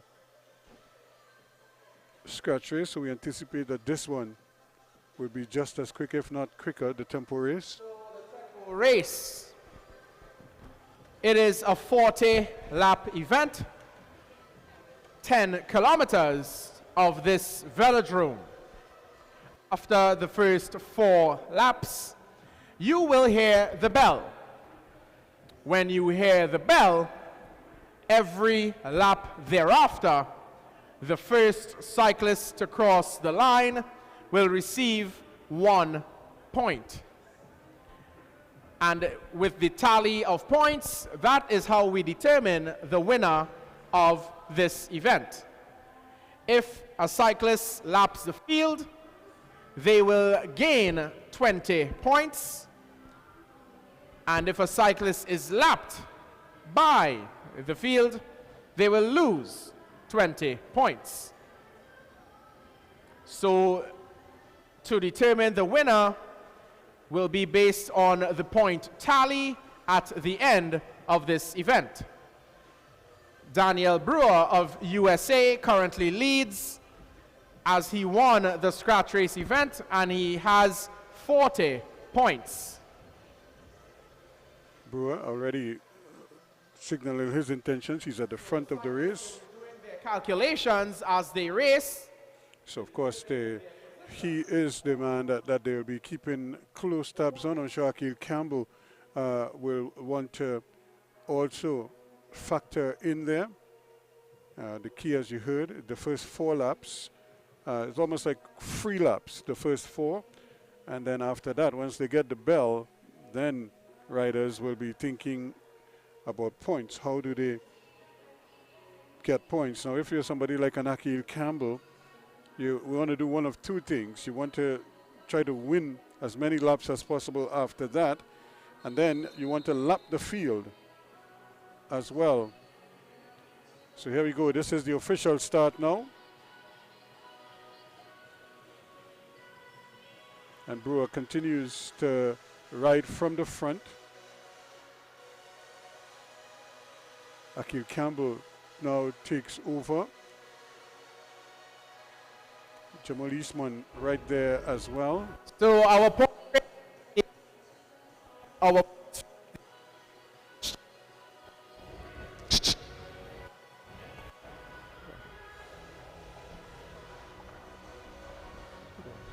you want me to do it? So I think the house announcer is having some problems with his microphone there. I'm sure Jason and they will sort that out quickly.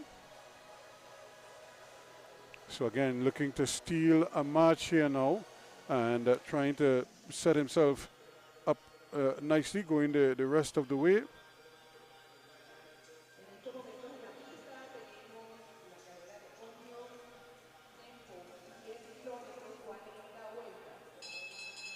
So now we get the bell. So this is where things become very interesting here now.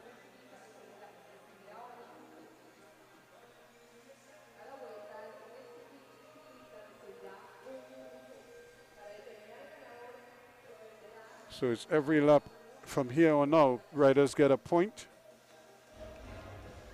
Now why you won't see so every lap from here on out, ladies and gentlemen, the first cyclist to cross the line will receive 1 point.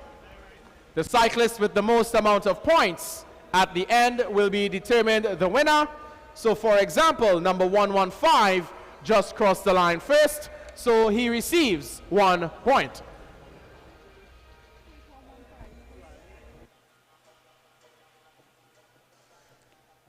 And here you see Akil Campbell trying to close the gap to get himself up into position so he can challenge for points.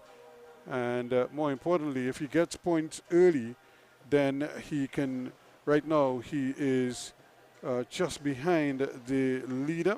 In fact, he's on 36 points. The leader is on 40.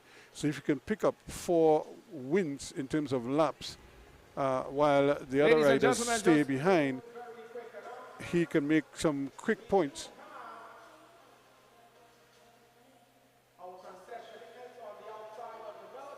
So he can pick up easy points there, lap after lap after lap, and that could bring him level or even take him in front of Brewer. And more importantly, if he used to lap the field, he will pick up 20 points. So that will push him even further ahead as well. And he's already connected with some of the back riders. So he is in good shape as well. He just needs to keep going. And then again, he will go and then he will just sit behind the main bunch and he will just pick up point after point after point. Once he doesn't connect, he will remain the leader of the race and he will get a point every time he crosses that start-finish line until he can stay there until the organizers or the race commissaire advises him to connect. And once he connects with the main bunch, then he'll get those 20 points that we were talking about. But he can just sit there and just accumulate those points, those lap points, one by one. Your leader on points, it is Akil Campbell having 6 points. Stuart Gardner with 2 points and Maurice Burnett with 1 point.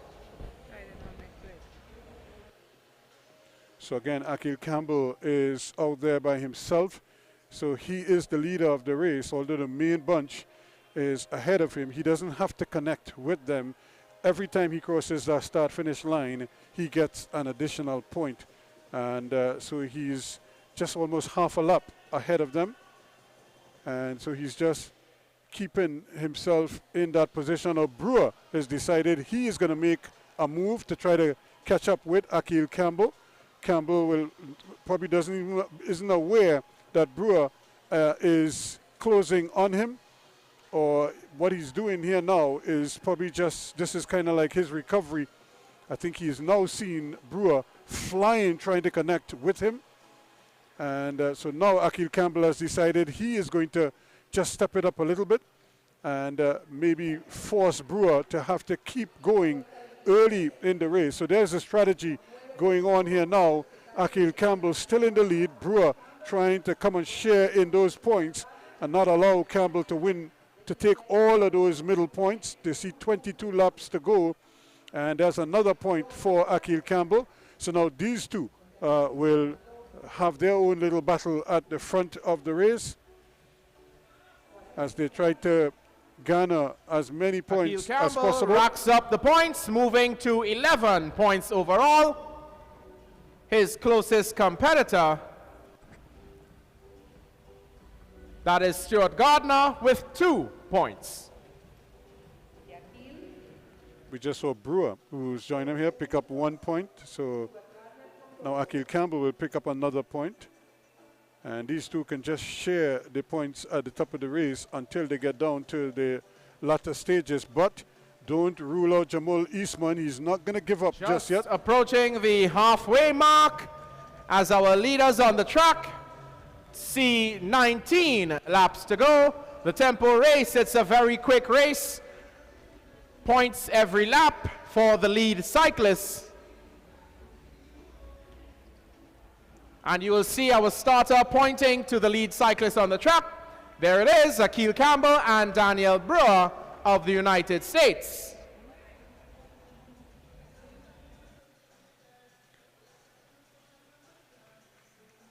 So these two are trying to control the race from the front, but they have company because trying to connect quickly there, Jamal Eastman not allowing them to get too far away. He's trying to keep himself unsettled and his teammate trying to get themselves right back in the mix. And in the lead, it is Akil Campbell with 13 points.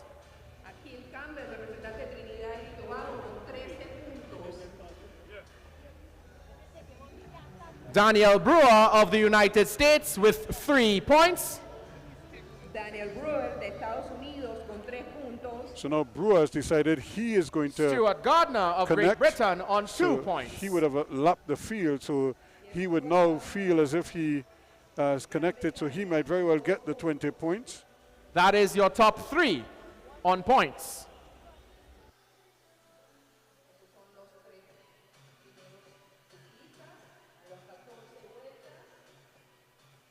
So with 14 laps to go, Akil Campbell and company will now have to make a decision. Brewer has bolted, so he is going to basically pick up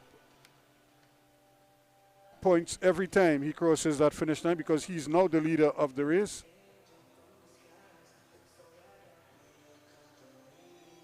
Or is it Akil Campbell remains the leader of the race and Brewer has to continue to sprint?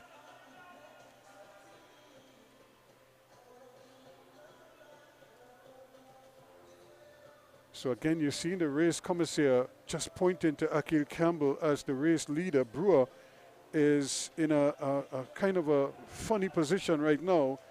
He is trying to accumulate all these points here to try to catch up with Akil Campbell.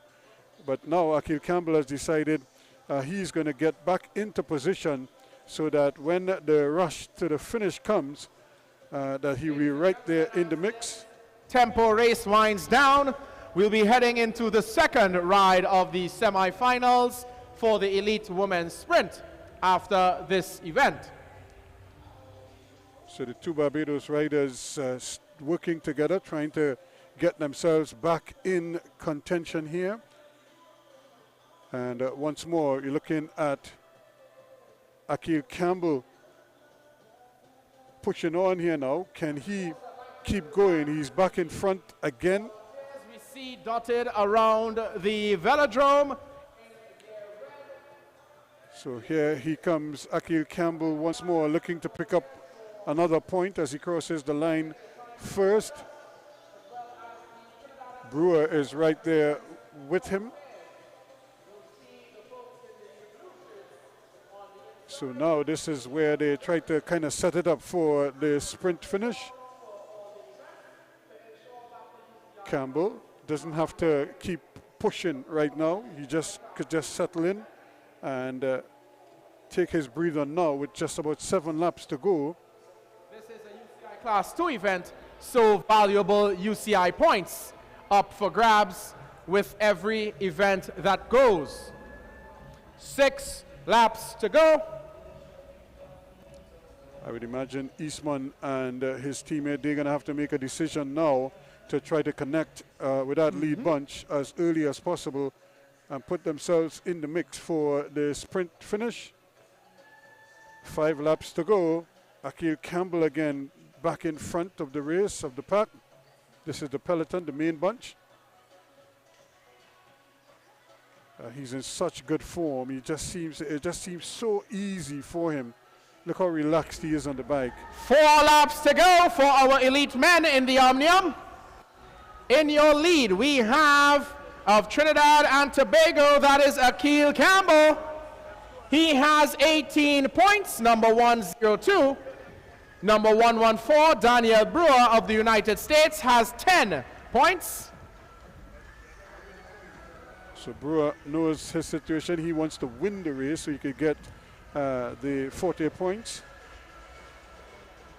And that will close the and gap in somewhat. third place, we have Stuart Gardner of Great Britain with 4 points. So this is it. They're coming for the bell now. This is where it becomes very interesting now. What does Brewer do? Akil Campbell with 18 points, and that's the bell. That's the bell, ladies and gentlemen. This is the final lap of the tempo race for elite men.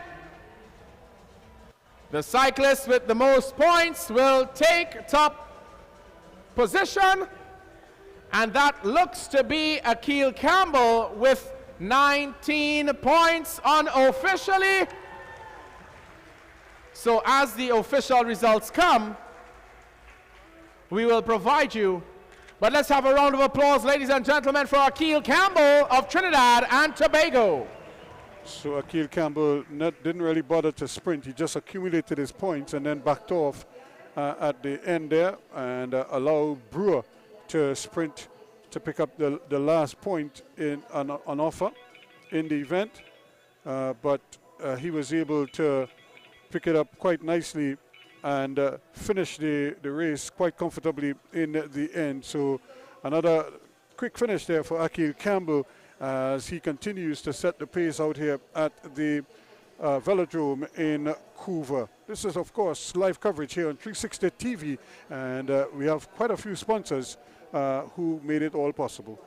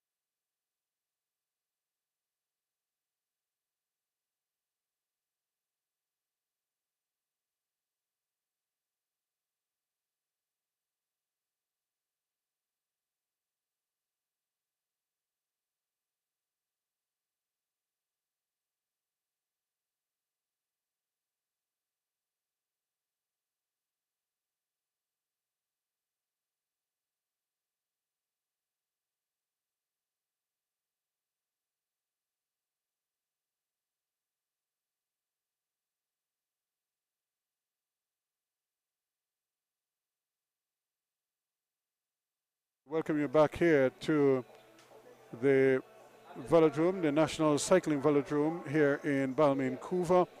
We're getting ready for the second set of rides in the semi-final phase of the women's sprint event. And again, Palmer against Tishana Dalga. Palmer won the first ride and is expected to win the second to get through to the semi-finals, and a similar thing to get through to the finals, I should say.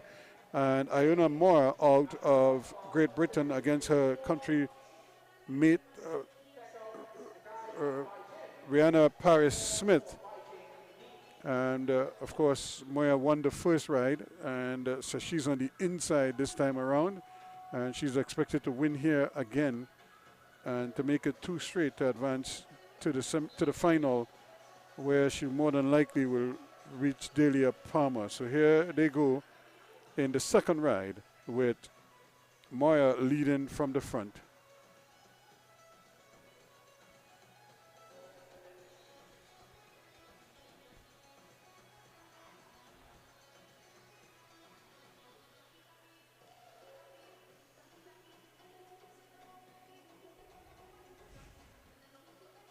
Remember, with UCI points and offer, these riders know that every ride has great significance to it, and that's the beauty of a competition like this. Track right now, we have semi-final number 1.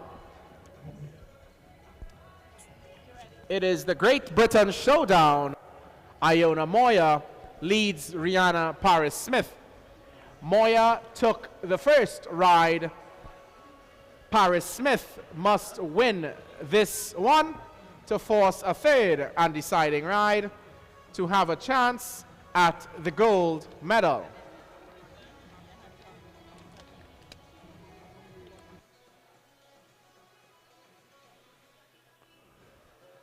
They could treat this ride as something at the O2 Park where they would probably train normally. Here we go. Bell. Iona Moya leads Rihanna Paris Smith into the final lap as they go down the back straight. Iona Moya from Rihanna Paris Smith. This is going to be very close, but it looks like Iona Moya got there just ahead of Rihanna Paris Smith unofficially. And yes, indeed, Iona Moya taking it 2 straight rides, so she is through to the final in 2 straight rides, making it so easily. She switched off from a long way out, but she had done enough despite the fast closing Paris Smith coming at her. She just couldn't get up in time, and it was another fine victory there for Iona Moya. So she is through to the final of the women's sprint event coming up later on this evening.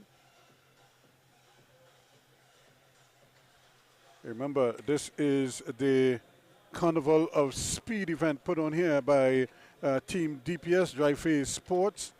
And again,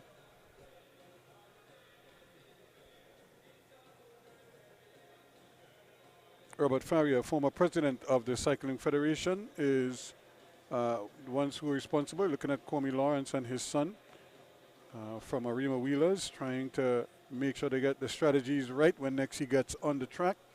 He rode a decent race, but I just thought he left a little too early in that repechage event and had to almost sprint twice, which is very difficult to do in a short race like a Karen event. It's only 6 laps.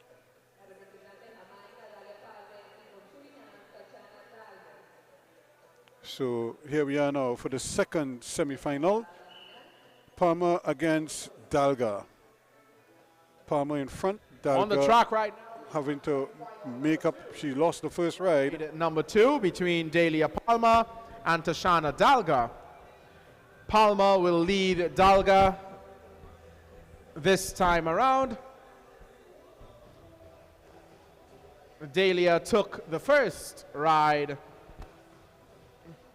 1 foot in the door for the gold medal final.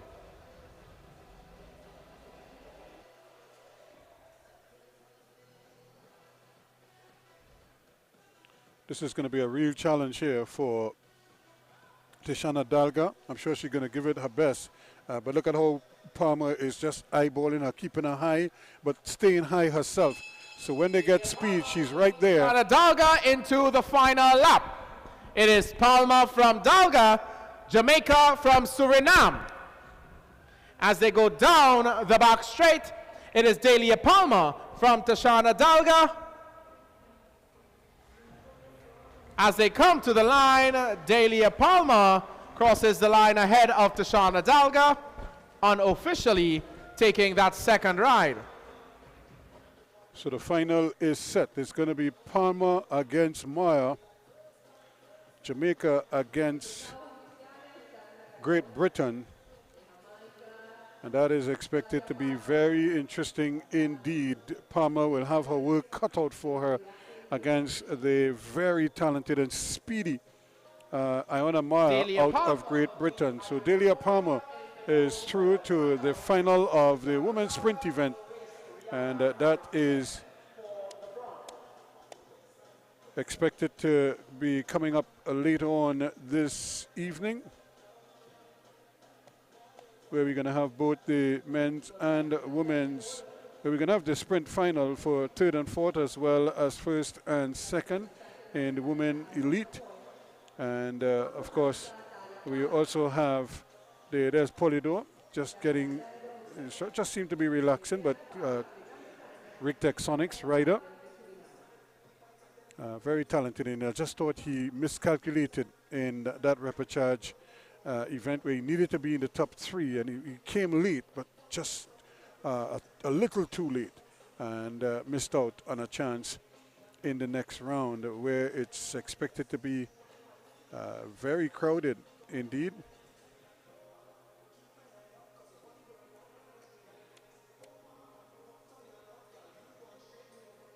So we're looking at the riders now getting ready for the next phase. This will be the Karen event, the semifinals, elite men and under 23 riders. Quincy Brown, as we saw earlier, looks in pretty good shape here. And once again, all he has to do is stay out of harm's way, and he should be fine trying to get through to the finals. Kwesi Alexander, I should say, also rode a pretty good race and looks to be in some kind of form. Remember, he spent some time in Germany earlier in the year, and we'll be hoping to show the benefits of that stint that he had out there. Quincy Brown, as we all know, is at the UCI Center together with Nicholas Paul, and Paul has already won the men's sprint event on Wednesday night, and so he is certainly showing the local fans what he is capable of already. And so now it's Quincy Brown. This is Quincy's turn to probably pick up a victory here. He was third in that sprint event.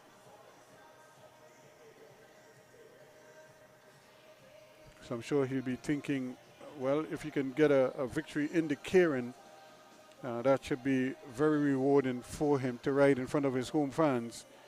He doesn't get to do that too often because a lot of his time is occupied with training and preparing for major international meets. So whenever he gets a chance like this, I'm sure he wants to grab it with both hands, because not only does he get good races in, but he gets crucial points as well. Remember, there are a couple Olympic qualifying events to come, and some of the World Cup events that also garner points, but these events also will generate points for these riders, so they all count, and the more the merrier, as they say, so that he can book his spot in the final. I remember in the last Olympic Games, Trinidad and Tobago was also given a spot. The country was given a spot at the Olympic Games.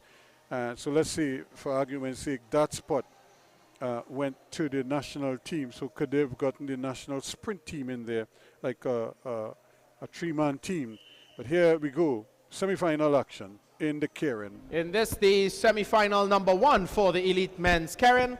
In this event, we have first wheel behind your motorcycle. That is Naib Leandro of Costa Rica. Colum Saunders of New Zealand. Fabian Zapata of Colombia. Ryan Dodick of Canada. Tak McCano of the United States. And Michael Aki of Trinidad and Tobago.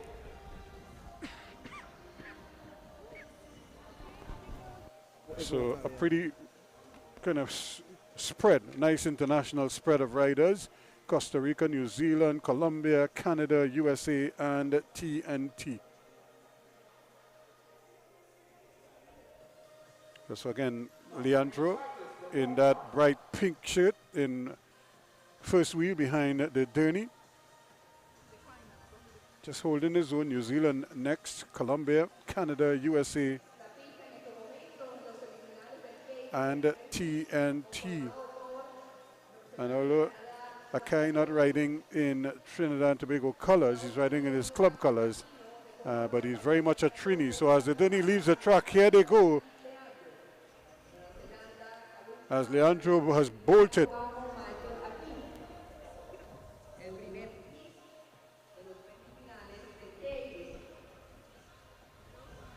So they're coming back for the bell here now. This is going to be interesting here now. And certainly Akai has work to do, and in fact he has decided against it. Bell, top 3 to qualify for the final.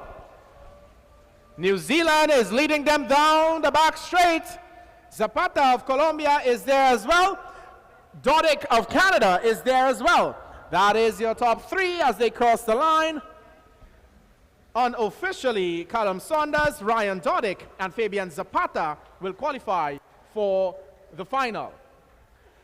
So there was a top 3, and when you saw the speed, well, when they took the bell, Leandro was in a good position, but then all of a sudden things changed as they just blew past him, and he never had a response after that. All 3 riders, Zapata, Dodic, and Saunders, they just made a mockery of proceedings here, and they just really just accelerated and moved on. And there's your Bifamina Nutsman, a very popular man here at all sporting events. Doesn't really matter. He's very well known throughout Trinidad and Tobago, and he does a thriving trade together with Knots Landing is another one, and then you have Jumbo, the man with the rifle arm, as they say.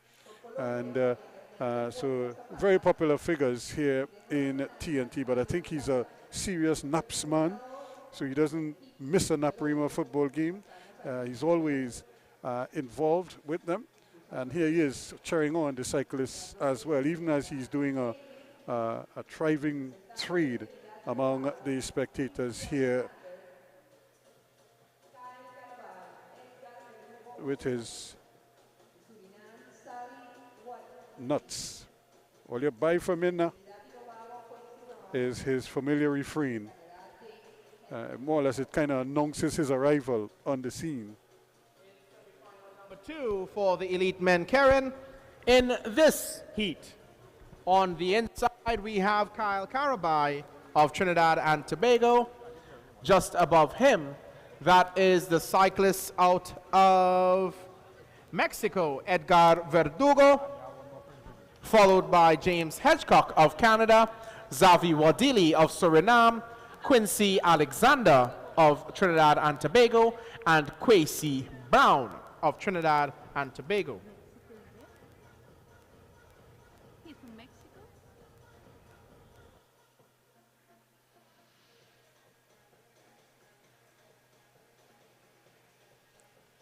So a very, very talented bunch.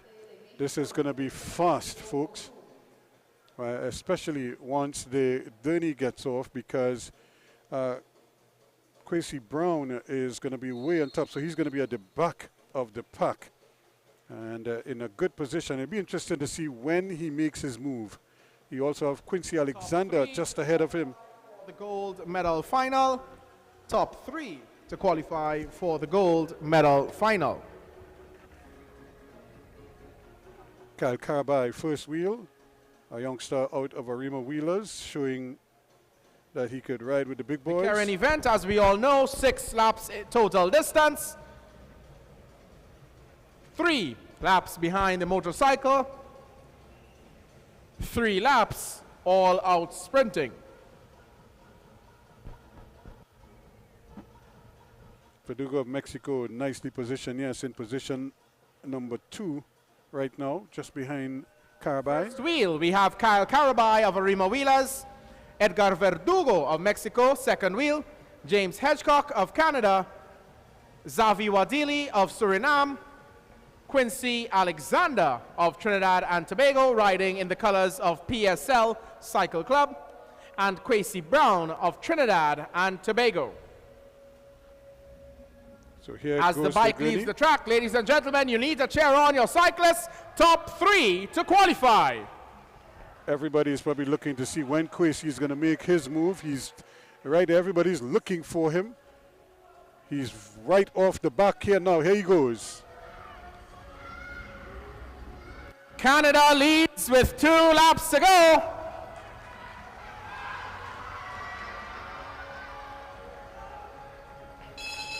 Quincy Alexander leads going into the final lap. Quincy Brown of Trinidad and Tobago, top 3 to qualify. Quincy Brown, James Hedgecock, and it looks like Verdugo of Mexico, your top 3 unofficially.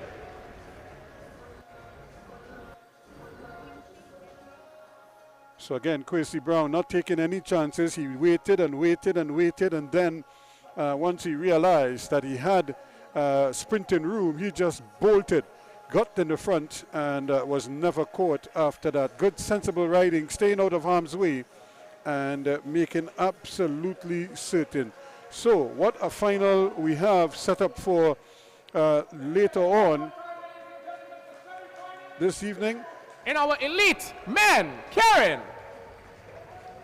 So again, we have a nice mix. We have As we Mexico, await Canada, TNT.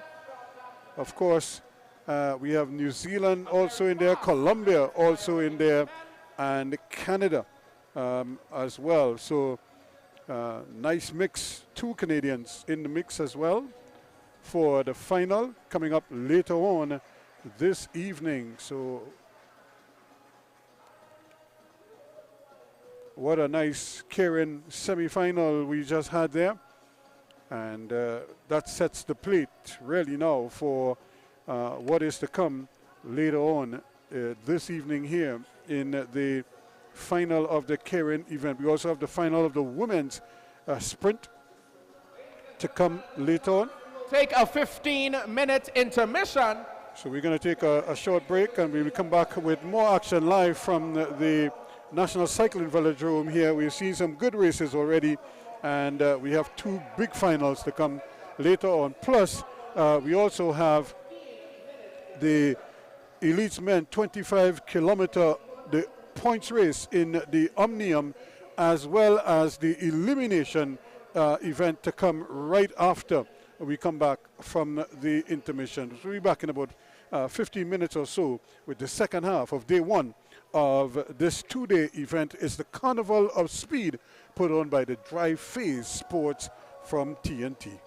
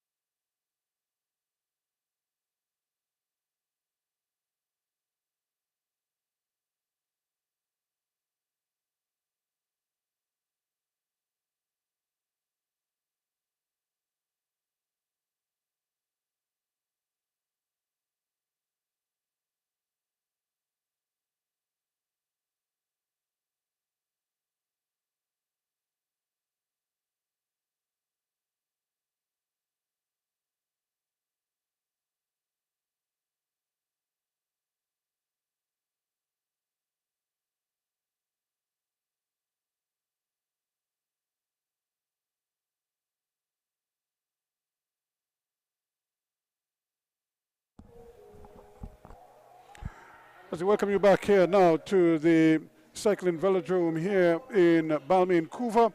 We're getting ready for the second half of day one of the Carnival of Speed put on by the Dry Phase Sports. And we have seen some exciting races, but we're getting ready for more action coming your way as the intensity builds here at this point in time. And the crowd has grown, a few more spectators, and again I want to encourage you to come on down. Tomorrow again the action starts at 3 o'clock, and persons 12 and under will be admitted free, as well as those 60 and over, and anybody in between there from 12 plus and under 60, well, you will pay $60 for the entry, but it's more than worth it. It will be money well spent as you see some outstanding rides, and we still have quite a bit to go here this evening. And even though we would love for you to follow the action here on 360 TV, but you would also be happy if you were to come down here tomorrow after seeing what is on offer here today on 360 TV. I'm sure some of you must be thinking, bring the entire family down tomorrow. And it could be a family event, a nice function to get them out here this evening. Tomorrow evening, I should say, from just about 3 o'clock. And probably by 7:30 it should be done. So you should be home with plenty of time to spare so that the kids could still get ready for school on Monday, or for those of you going to work on Monday. It shouldn't take too much out of your time or your schedule there. So we're getting ready for the second half. And of course, remember, we do have the Karen final coming up a little bit later on. We have the 7 to 12 ride-off and the 1 to 6 ride-off as well. We have the under 23s Karen 1 to 6 and the junior men's Karen 1 to 6 as well. And of course the women's elite sprint, that too is coming up in a short. So we have the elimination women's race. We also have the Omnium elimination race as well. That will be the third event in the Omnium. And then the fourth and final race, the final race this evening, a 25-kilometer points race.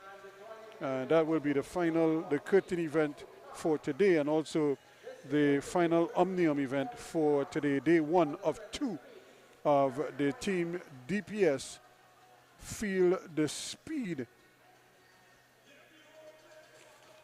Carnival of Speed event put on by Team DPS. So quite a lot going on, and we just seeing the riders on the inside just getting themselves ready for another assault on the action on the track. And I tell you what, it's one thing to see this track like how you see it on television here. It's another thing when you see it up close and personal. You see just how steep the banking is. And when you hear they say cycling is a daredevil sport, is when you see a banking like this, then you understand what they're talking about. So I think this is only fair that you at least bring the kids, let them see. And I always tell parents, you just don't know when that switch will go off in your child's mind, or you know, you expose them to so many things, and that you give them an opportunity to see and you know, judge for themselves, see what they like or what they don't like. And I tell you what, cycling is one of those sports where they see the nice painted bicycles, so that is an attraction. The bright colored uniforms is another attraction. The speed at which the riders go is another attraction. The fact that you have young women also taking part in these events is an attraction for the young girls. And now that you see all the international riders and how well some of them can ride and how they maneuver on the track is even more of an appeal for the youngsters. So bring them, let them see, and leave it up to them to determine what they want to do going forward. I could see Akil Campbell's moms, Akil and Tennille Campbell. She is in the crowd watching on, and she of course was a former national athlete, multi-sport athlete, and a very talented one at that. And so she must be very happy with what she's seen from Akil, and of course also from Tennille over the years. So we have the Karen riders on the line.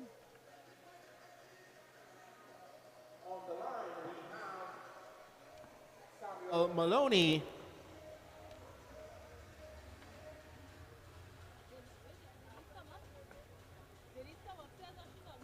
Devontae Lawrence, Ryan Dabro, Kyle Karabai, and Zavi Wadili.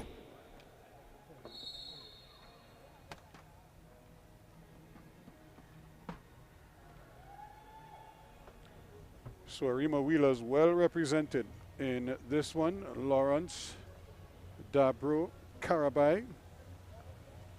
Those are the three in the Arima Wheelers colors. The man out front, of course, Maloney. And then, of course, you have Wadili at the back. So they are like the bookends for the trio from Arima Wheelers. Samuel Maloney, first wheel, followed by Devontae Lawrence, Ryan Dabro, Kyle Karabai, and Zavi Wadili. So Wadili just biding his time there. Can't really do much now. They can't pass the journey at this point in time. The speed increases ever so slightly. We still see Maloney holding his own there. And there's going to come back. The bike will exit just at the start-finish line. And then the riders will have free rein to do as they please. And the jockeying for positions will begin. And the motorbike leaves the track. 3 laps to go. So here they go now. Riders just getting into position. And the trio of Arima Wheelers riders just holding their own right now. Keeping in striking distance, looking for sprinters' room. They'll come back for a bell. And here the rush starts as they try to get into position early. And here we go. And that's the bell. That's the bell. Kyle Karabai leads from Ryan Dabro. As they come around, this is a gold medal final, ladies and gentlemen, for the under-23s. And it is Ryan Dabro from Kyle Karabai. Very close for third place. It looked like Samuel Maloney unofficially. So again, another fine ride there by Ryan Dabro. Just holding off his teammate Kyle Karabai from Arima Wheelers. So it's an Arima Wheelers 1-2 here in the under-23 Karen event. And that's a very, very proud achievement for them. I could see the coaches on just to my right, and they must be very happy indeed with that performance from those two. And unfortunately, Lawrence just couldn't get onto the wheel. Once the rush started, he just kind of lost ground and wasn't able to get back or catch the wheel of his teammates and stay in that top 3 position. It would have been sweeter with a 1-2-3 for the Arima Wheelers, but it wasn't to be. But still, congratulations to Ryan Dabro and Kyle Karabai.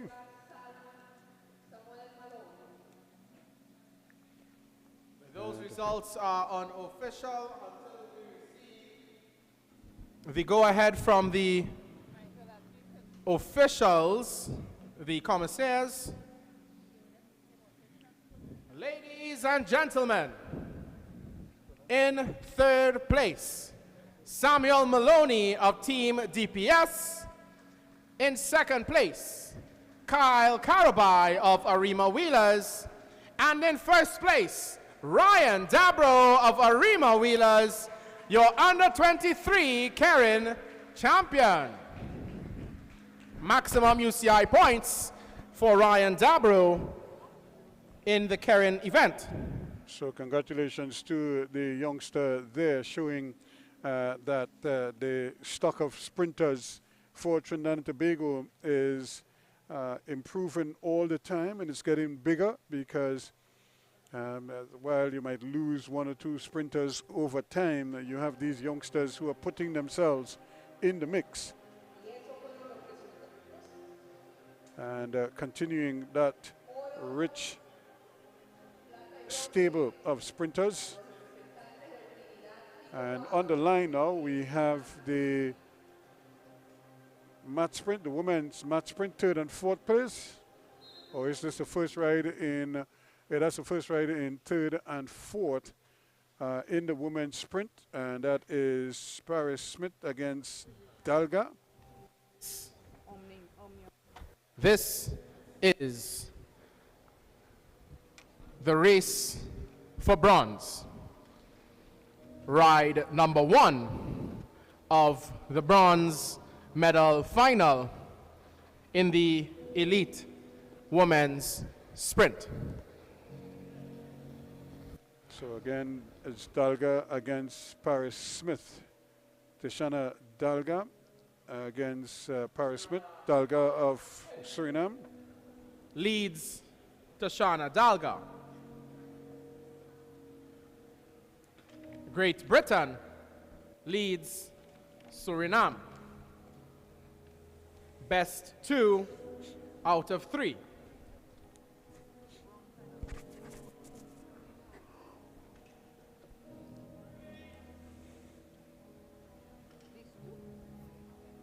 Yeah.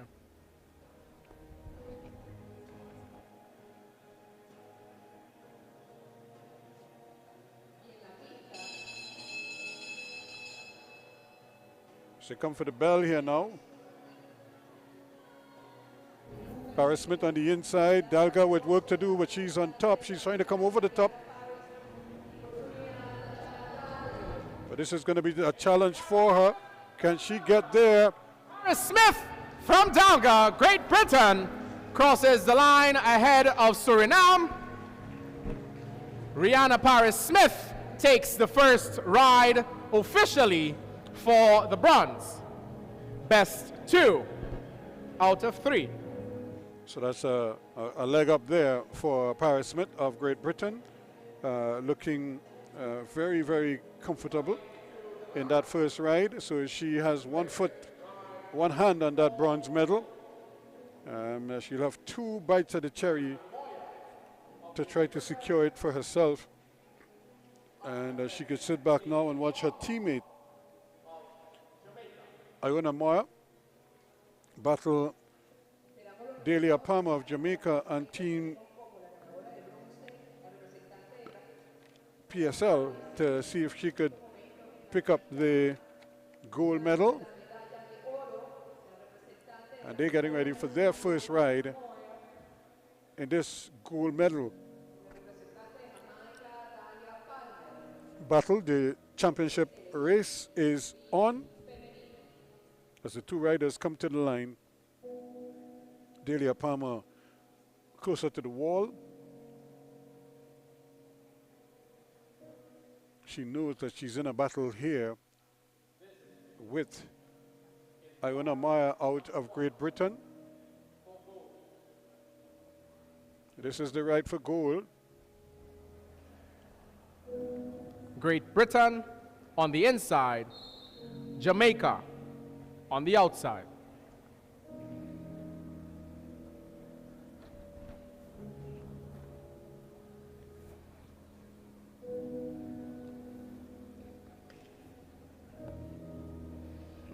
So both of these riders have shown that they're quite capable. They have good speed, good top-end speed, and but it's also about tactics here now. And we saw Iona Maya change her tactics earlier when she left early. She took the sprint long and won earlier. Now is whether she will use that same strategy against a fast finishing Delia Palmer.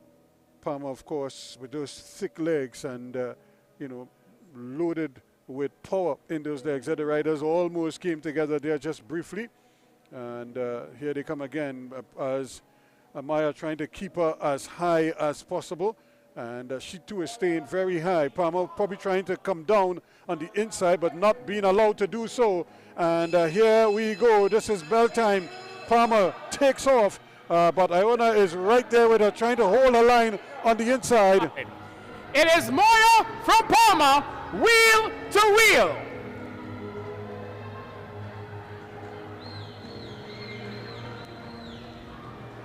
Iona Moya crosses the line ahead of Palmer.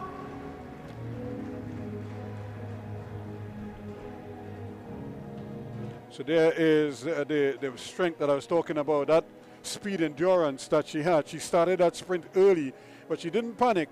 Once we saw Palmer come alongside her, she just kept churning away, just holding that line on the inside. She never allowed Palmer to get past her. She just matched her speed for speed. And then once she got around that final bend, she came out of the bend ahead, and it was raced over by that stage. Palmer just didn't have enough speed to overcome her on the inside, and she picked up, the British rider picked up the first race.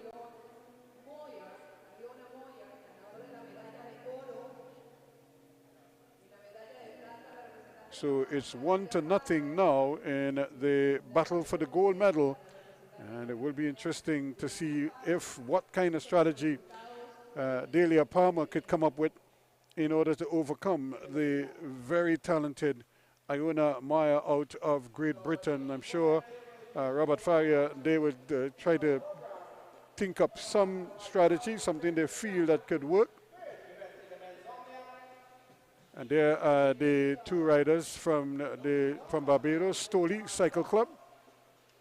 And that's, of course, and there's a third one coming into the four, Jamal Eastman. Sunderland also in there, Brewer also in there. So we're getting ready for the elimination event in the Omnium. And this is expected to be very interesting.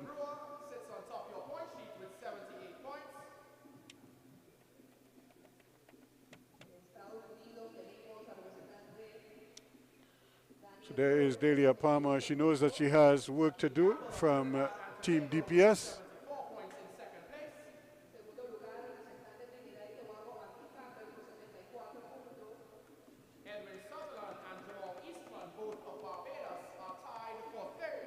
On 68 points.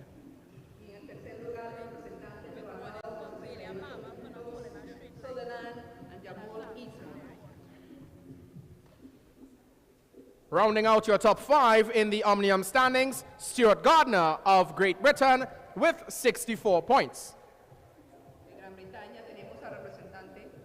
So Akil Campbell is the man to beat here. And he, no doubt, will be a marked man in this elimination. In fact, he won the elimination event on Thursday night. So, again, they'll be looking at him, or should I say Delia Wednesday Palmer, night. You have been given a warning for not holding your line in your sprint event. Delia Palmer of Jamaica, you have been given a warning from the commissaires for not holding your line in the sprint. Please be so advised. So again, once you start that sprint, you cannot really encroach on the lane of your opponent. And because once riders are sprinting, remember, they are basically helpless for any sudden change.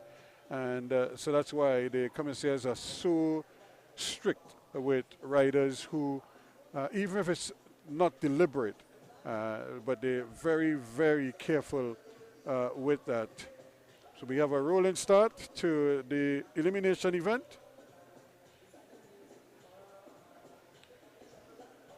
So ladies and gentlemen, on the track right now, we have the third event of the men's Omnium, is the elimination.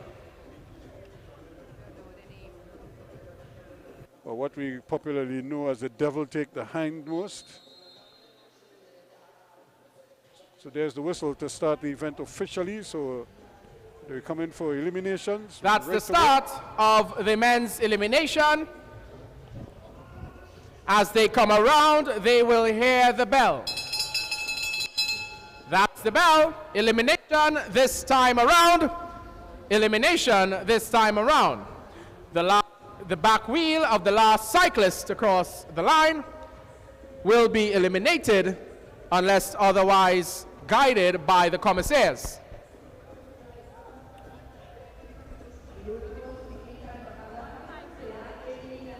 (150) Andrew Ramsey, you have been eliminated. Easy elimination for Jamaica. Ramsey is out. So another bell.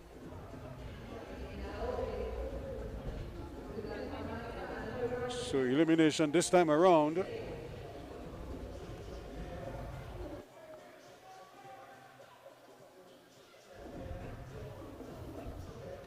Elimination this time around. And the other Jamaican. 149 Jerome Forrest, you have been eliminated.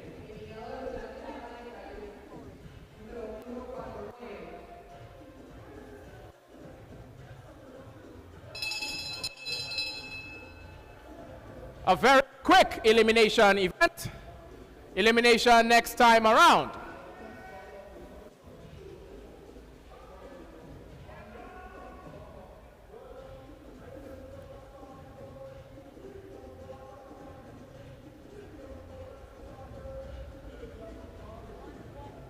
(115) Stuart Gardner, you have been eliminated.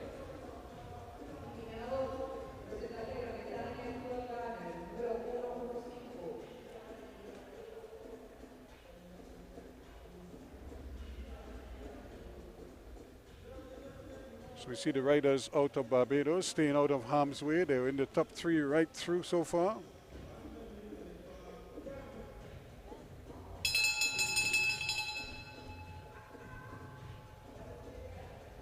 Elimination this time around. Akil Campbell also holding his line quite nicely, staying out of harm's way.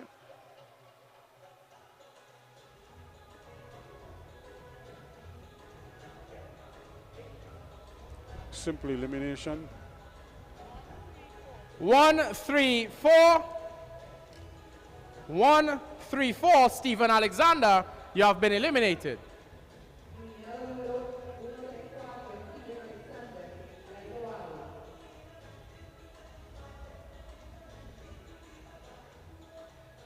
So again, Eastman and Sutherland and Brewer, they're out in front.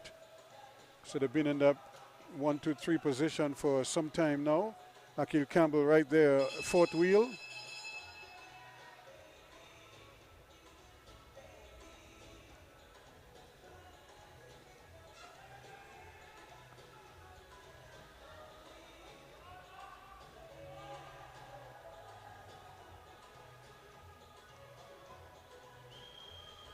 Elimination, elimination. 133, Mark Auguste, you have been eliminated. So this is where things become very interesting now, as riders recognize now any miscalculation could result in an elimination. And after you put in all this hard work, you don't want to mess it up now.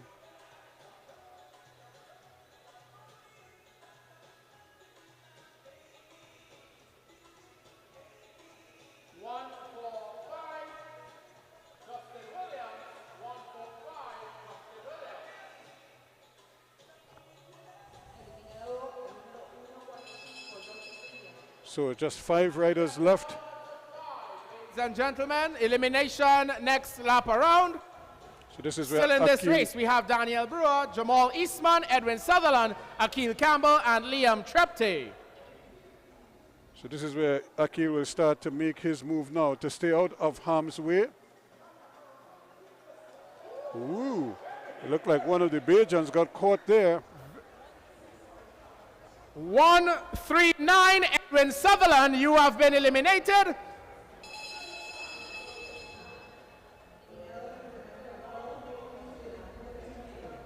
So just 4 riders left now. Brewer, Eastman, Campbell, and Trepte.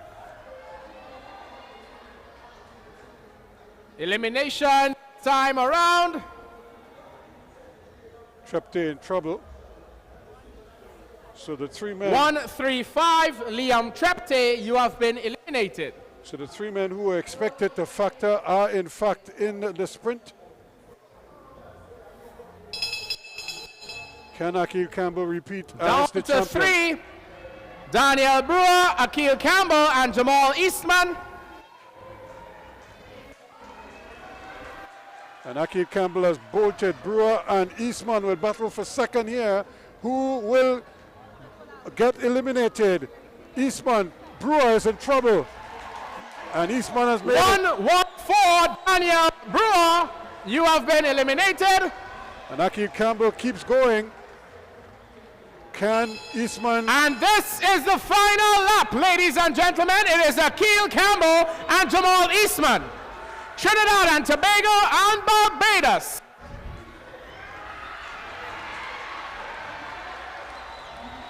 Akil is just too strong right now. Too much form for Eastman. Ladies and gentlemen, your winner of the elimination event number 3, the Omnium, Akil Campbell. Akil Campbell will add 40 points to his total in the Omnium standings.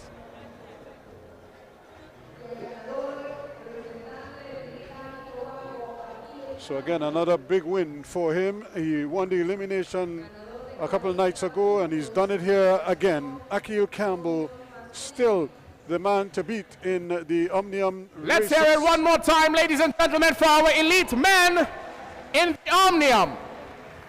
The final event of the Omnium will come later on in our program. That is the points race. And that's the 25 lapper, the final event of the 25-kilometer ride, I should say.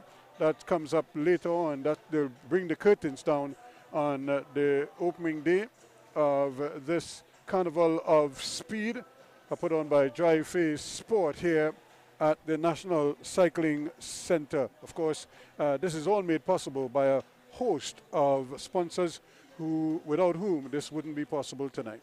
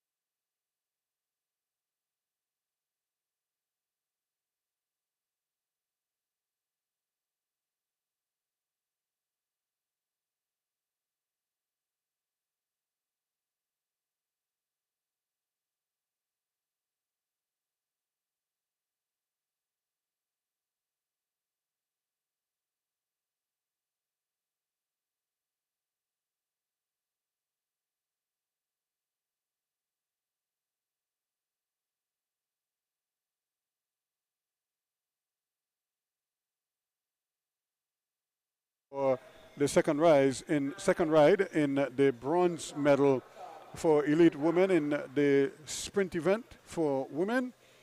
And this, of course, Dalga against Paris Smith. Paris Smith won the first ride.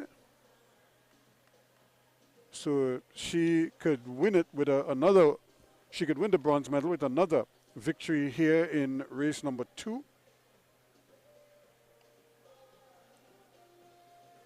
And you would want to think that that's exactly what she's hoping to achieve here, and not waste too much energy, because she would want to be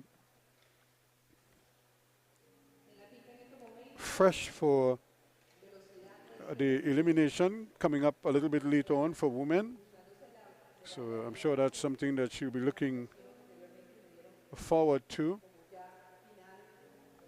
And so that way she can get as much rest as possible and wouldn't have to come back after an elimination race to have to ride a third ride-off for the bronze medal. So this is it for her here. If she could win this one, she will avoid having to ride a third race to try to secure the bronze medal. Of course, for Dalga, this is her opportunity right here, right now, to force a third ride. But she has to win. That's all that she should factor in here now. What is the strategy? She cannot afford to allow Paris Smith to get that jump on her like she did in the first ride. It's difficult for her to try to come over the top. So she has to try to manage the race from the front as much as possible. And of course, she too would have to try to get that gear up. She cannot allow herself to be caught napping. And you could see Paris Smith getting down on the inside. Dalga is still looking for her. Now she finds her, puts her on her right hip. And that's where she wants her. Try to keep her on top for as long as possible as they come for the bell. Force a third and deciding ride. That's the bell. Tashana Dalga leads into the final lap. It is Suriname from Britain. Tashana Dalga from Rihanna Paris. On the outside, Rihanna Paris Smith, ladies and gentlemen. Too straight for Rihanna Paris Smith, too strong for Dalga, and comfortable in the end. What a superb ride for Rihanna Paris Smith, winning it in 2 straight rides. And she has won the bronze in the women's sprint event. So congratulations to her. Number 2, ladies and gentlemen, as we await the official result. But it was a clean ride by her. Again, once she got alongside her opponent on that back straightaway, going into that final bend, it was always going to be difficult for Dalga to stay in contention. And so it turned out. Tashana Dalga gave it her best, but it wasn't enough. Number 2 for gold. And now we're getting ready for Iona the Moya main one. of Great Britain meets Dahlia Palmer of Jamaica. Palmer couldn't hold off or she couldn't come over the top to get to Moya. Can she do it this time around? Can she change things up a bit and maybe take the sprint longer? You never know. But Moya seems quite capable of keeping her speed. Her sprint endurance is pretty good. And so what will the strategy be here now for Dahlia Palmer? She could try to shorten the sprint and see if she could get a jump late. But I don't think Moya is going to allow her to keep it too short, because she will want to give herself enough time to get her gears warmed up as firmly as possible. Remember, she's a little bit taller, so it might take a little while for her to get that gear, as they say, nice and hard as she would like it, so she get maximum from her efforts. Relates to the second ride of the bronze medal final. Rihanna Paris Smith of Great Britain has been relegated for encroaching on the sprinter's lane without having a clear bike length in front of Tashana Dalga. So it means that there will be a third ride now because of that elimination. To then come down, and that was not done by Rihanna Paris Smith. So she has been relegated. Tashana Dalga takes that ride, and they go to a third and deciding ride for bronze. Right now we're looking at the battle for the gold medal now. Dahlia Palmer in front out of Jamaica and Team DPS. trying to keep her eyes on Iona Moya out of Great Britain in the green. And here we go. Delia Palmer leads Iona Moya into the final lap. This is ride number 2 for gold. It is Palmer from Moya, Palmer from Moya, Palmer from Moya, Jamaica from Great Britain. What a Very, finish. very close. Moya again doing her bit. Look at her. She just comes around. She's biding her time here as she pushes. Here she comes. And there is the winner. She gets right up. Look at how she throws the bike at the line and wins it in 2 straight rides. Britain. Iona Moya. That was close. Iona Moya takes the gold. Delia Palmer takes silver.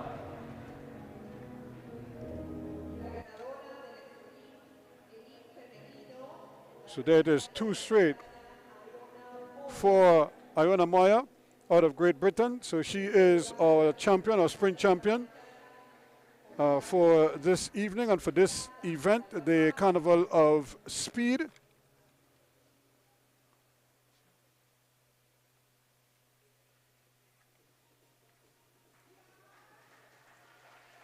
Let's hear it one more time for Iona Moya and Delia Palmer, ladies and gentlemen. The best elite woman racing you can find here at the Carnival of Speed at the National Cycling Center, Balmain, Couva. So a fine ride for her there. The spectators showing their approval and no doubt appreciative of the effort of both riders on that occasion. So remember, we had a disqualification, so to speak. So the second ride of the battle for the bronze medal. So it means that they will go to the third ride. We already conducted the under-23 Karen final, and there is no junior Karen final. So we move into the Women Elite Elimination event. Event number 17 on your program. And that is the challenge here, because these 2 events will not be taking place now. The under-23 sprint event took place earlier, but now Delia Palmer and company will have to pick themselves up here now to go in the elimination. Women sprint. So we're doing this. So this is where the challenge is now for Delia Palmer. Does she go in the elimination event or does she sit it out this time around? It's going to be a big ask for her. She just rode a hard race, and now the question is, does she have enough in those legs to try in the elimination event? And if it's a big bunch, it means there are more laps that she'll have to ride here. But we'll see if she decides to give the elimination a go. But it's going to be tough for both herself and Moya to pick themselves up so soon after the gold medal ride to try to see if they can also do damage in the elimination, which comes up immediately, and that's because the under-23 Karen event took place already, and the junior men's Karen, there aren't enough riders for that particular event to take place, so that would have given Palmer and Iona Moya time to recover, a little bit of extra time to recover and enter the elimination event, where both of them would have been pretty much among the favorites for that particular race, but it seems unlikely given the fact that their event their gold medal ride has only just finished. It's asking an awful lot of them to come back so soon after and try to do battle in that. What it means, Amber Joseph of Barbados now looks like the one to beat in this particular race. The elimination, or the devil take the hindmost for elite women. Trinidad and Tobago's Alexi Ramirez is also expected to be in the mix, but she will have company. It looks as if Tishana Dalga is going to saddle up, as they say. Not sure if Rihanna Paris is going to try her luck, Paris Smith, if she's going to try her luck after winning the bronze medal in the sprint event. And we also see Cheyenne Y out there as well from Trinidad and Tobago.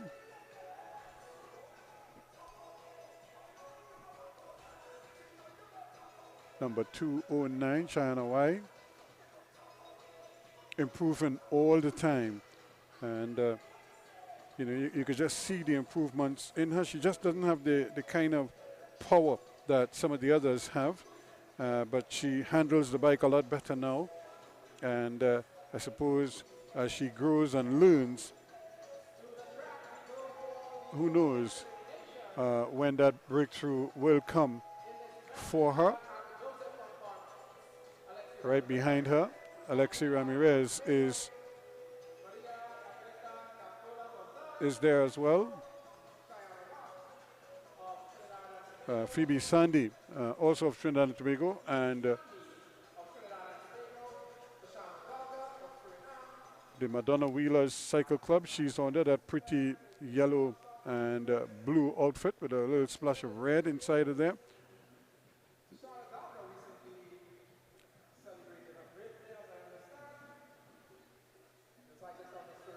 So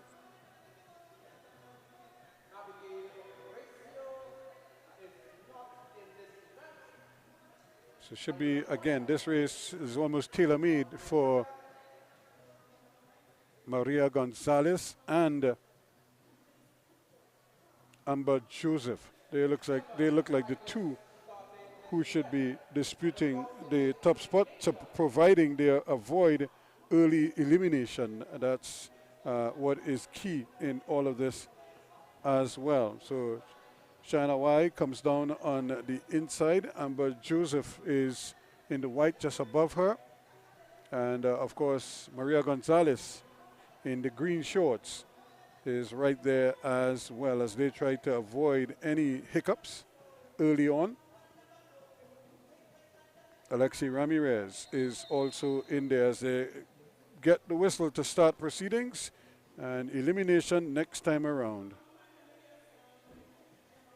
Or will they, wait, that officially starts the race, I should say. When they come around, they'll get the bell that will start the elimination next lap around. Not wasting any time. Here goes Alexi Ramirez. Time around from in the bunch. Elimination from the bunch next time around.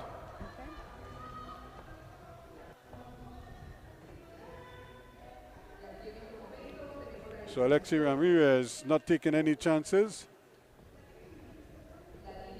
Cheyenne Y is in trouble. 209, Cheyenne Y. 209, you have been eliminated. So here they come for another bell. So Alexi Ramirez has changed things up here a little bit. Can she hold out now?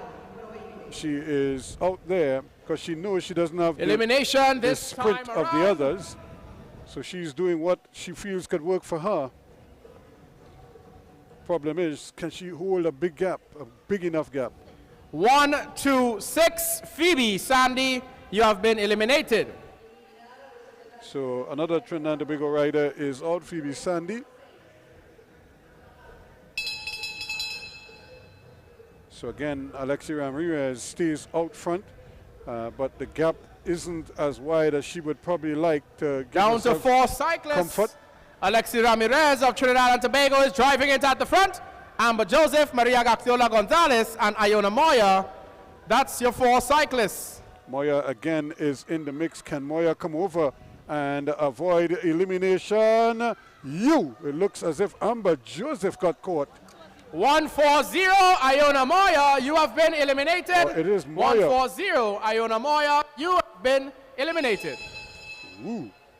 Moya is out, so at least Amber Joseph stays there, but Ramirez, I'm not quite sure why Ramirez stopped, but she just seemed to finish, she just seemed to stop, and then now she's in trouble because she cannot get back into stride. For some reason, she slowed down. Elimination this time around.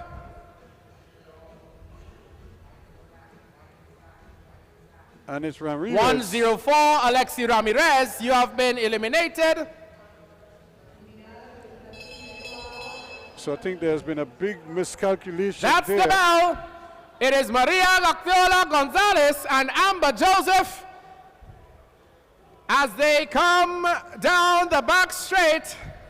I don't think Amber Joseph will catch Gaxiola Gonzalez of Mexico. Ladies and gentlemen, Maria Gaxiola Gonzalez of Mexico. Amber Joseph takes 2nd place. Y la ganadora, la representante de México, María Antonieta Gaxiola.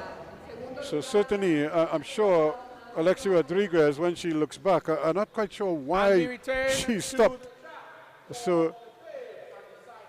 So why did she decided to slow down? She just seemed to stop, and I'm not sure if she got confused as to how many riders they were going down to, and she was waiting to try to waiting for them, but they just zoomed past her, and then it was always difficult for her to get back into stride after that. So that is a comfortable victory there for Gonzalez.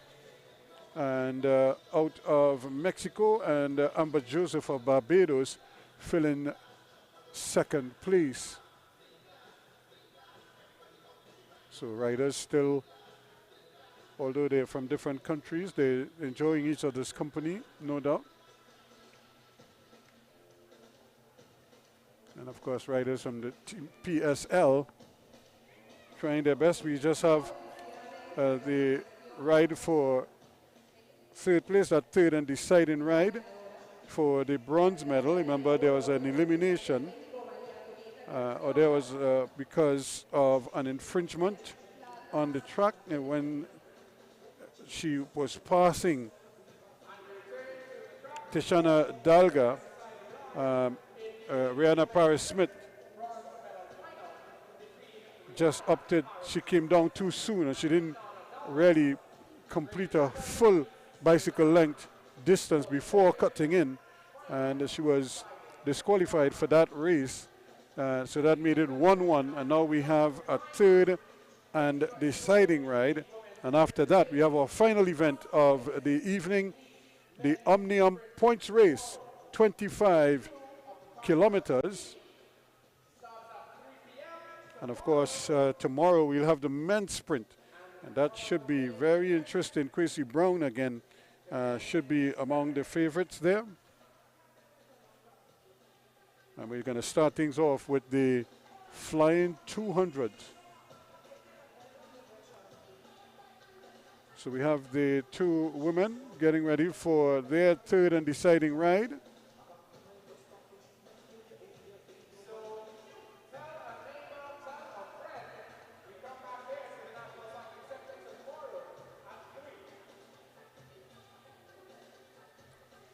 Now I'm seeing on the track,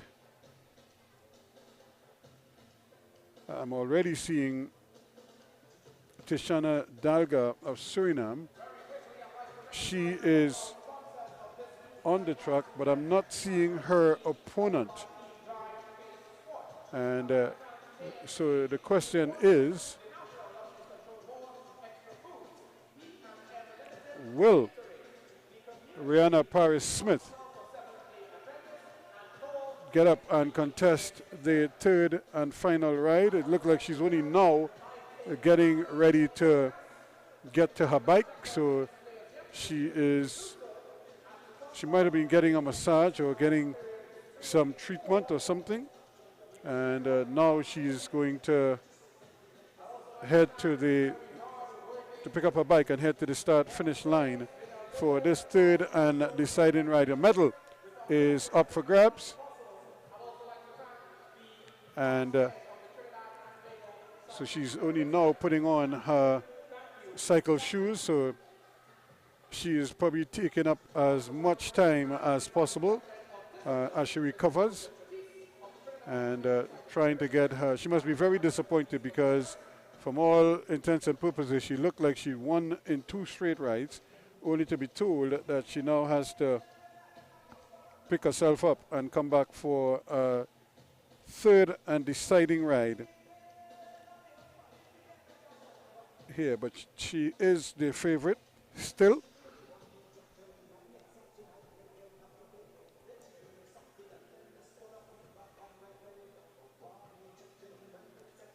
How much of a mental thing is this now, and is it playing on her mind, this third ride? Because she, for all intents and purposes, like I said, she looked like she had won the second ride quite comfortably, but because of an infringement, she was eliminated, and the race was given to Tishana Dalga of Suriname. And now we're getting ready now for that third and deciding ride. And Rihanna Paris-Smith just taking her time, not forcing anything. She's looking as relaxed as possible. And now she's on her bicycle and is getting ready to get to the start line.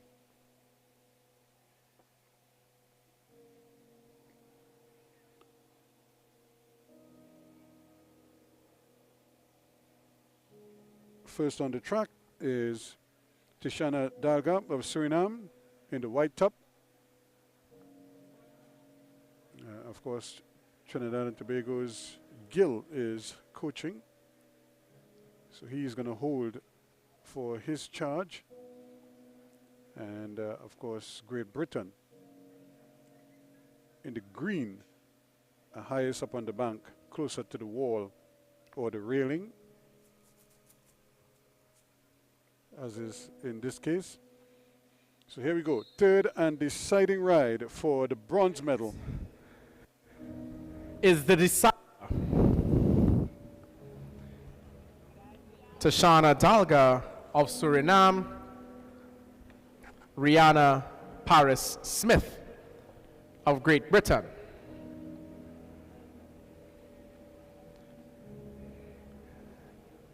The one that wins this will take the bronze.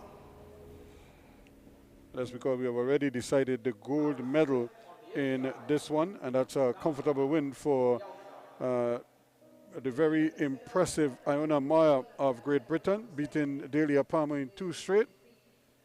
So here we go. As the riders now, they're really duking this one out. They're not wasting any time in this one. This is fast. It's almost like they want to get it over with. The bell.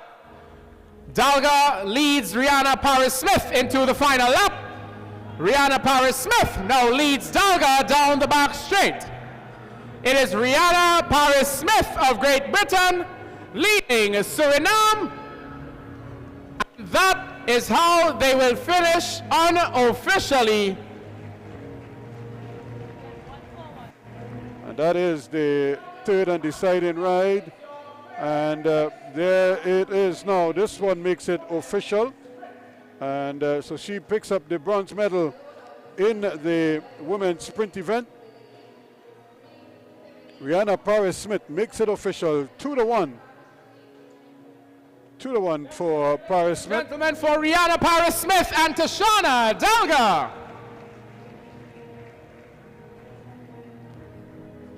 So a fine ride for her, and you could just see both riders deciding almost as if they were going to go for broke in this one. This is their last race of the evening, so they just decided to lay it on the line here, and they just try to duke it out shoulder to shoulder for a long while until eventually the speed of Ariana Paris-Smith proved a little too much for Dalga, and she was able to win that event 2-1.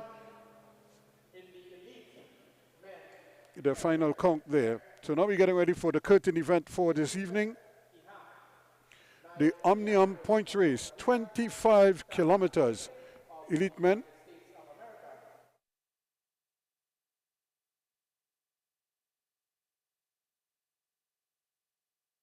Tobago. Oh, so they're going to do the Karen men's event of Trinidad. That's the 1 to 6. Or should I say 7 to 12, the first ride, and then the 1 to 6 will come after. So this is the 7 to 12 elite men's Karen event. So these are for the riders who just failed to get into the top 6.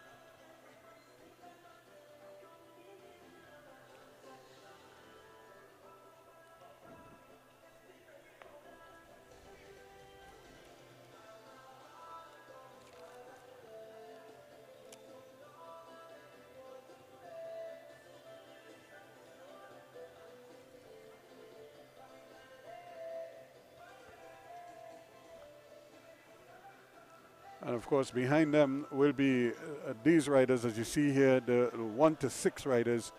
They will be going next.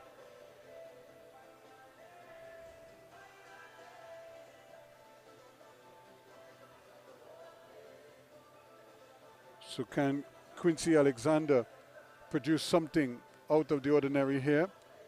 Kyle Karabai, who has shown that he's very astute and capable of riding with the big boys.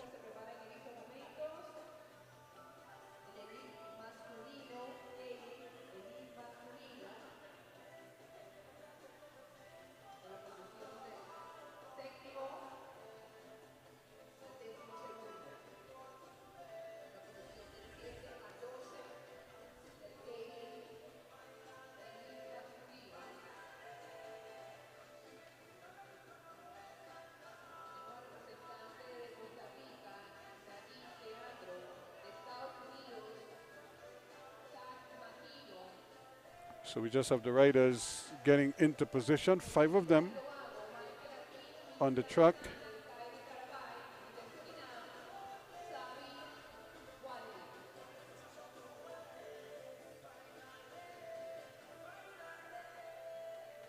This is the order of the cyclists on the track. On the inside, Quincy Alexander, the big man of the PSL. Just above him, Tak McCano, multiple Texas state champion. Zavi Wadili of Suriname, multiple road champion in Suriname. Kyle Karabai, sprint specialist out of Arima Wheelers. Naib Leandro of Costa Rica.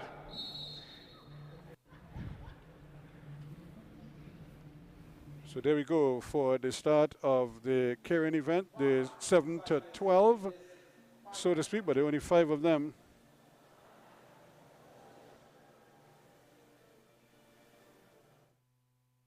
As they assume the position behind the Derny, and of course, Quincy Alexander is the man first wheel.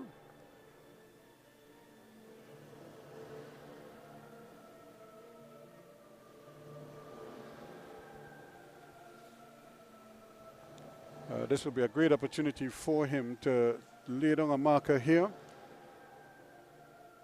and just try to see if he could win this particular event. But he does have some serious competition there, because we've seen the speed of Wadili, Karabai, Leandro, of course, in that pink jersey. He's at the back right now.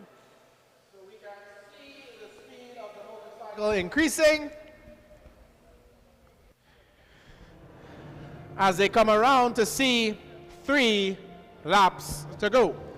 And this is when the Denny will leave the track, and now it's Quincy Alexander from Tak Makeno, Zavi Wadili, Kyle Karabai, Naib Leandro.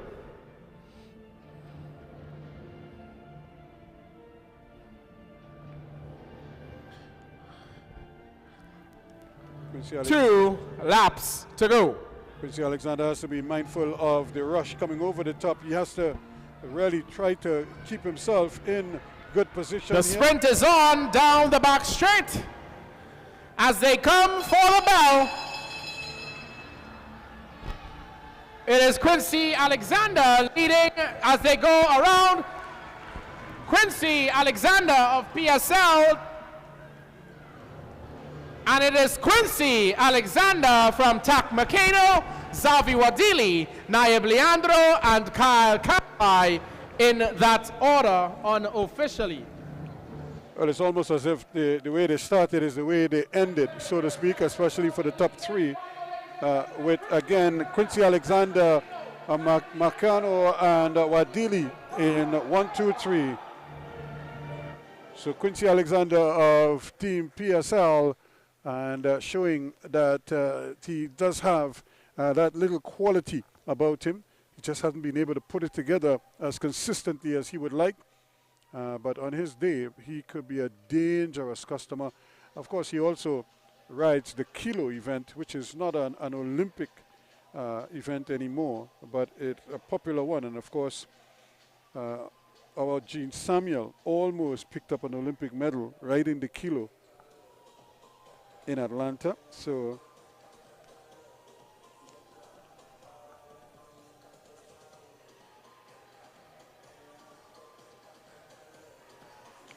Trinidad and Tobago does have a history in that particular event.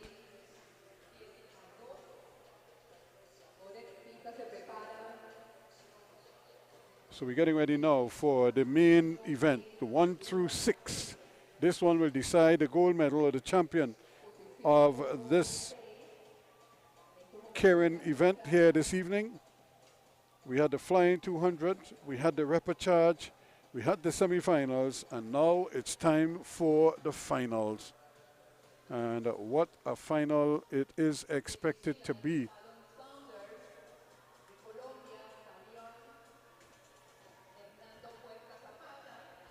So all of the big boys are in the mix, including Quincy Brown, who is the man to beat here. And we just saw one Arima kid win his Karen event in Quincy Alexander. Now another Arima kid in Quincy Brown is trying to follow his lead. These are some of the fastest elite men in the world. On the inside, James Hedgecock of Canada, Callum Saunders of New Zealand, Quincy Brown starts in the middle for Trinidad and Tobago.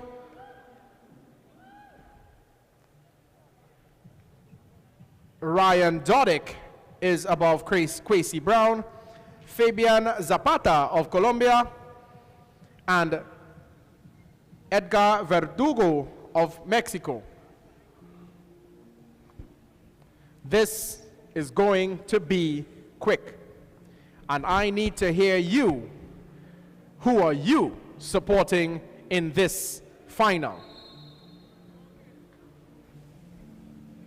So here we go, the start of the Karen, the main event to determine the gold medalist.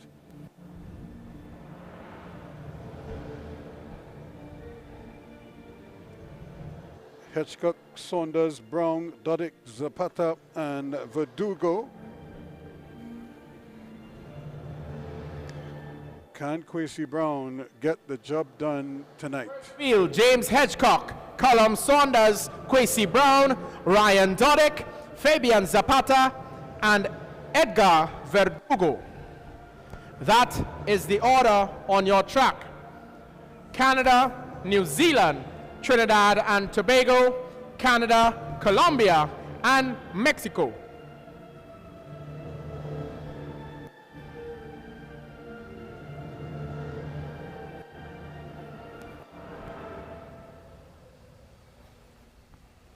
So 2 Canadians in the mix there, 1 from Colombia, 1 from Mexico, 1 from New Zealand, and 1 from TNT. As the Derny gets ready to exit the track, here we go. As the motorcycle leads the track, it is 3 laps to go. This is for gold, ladies and gentlemen.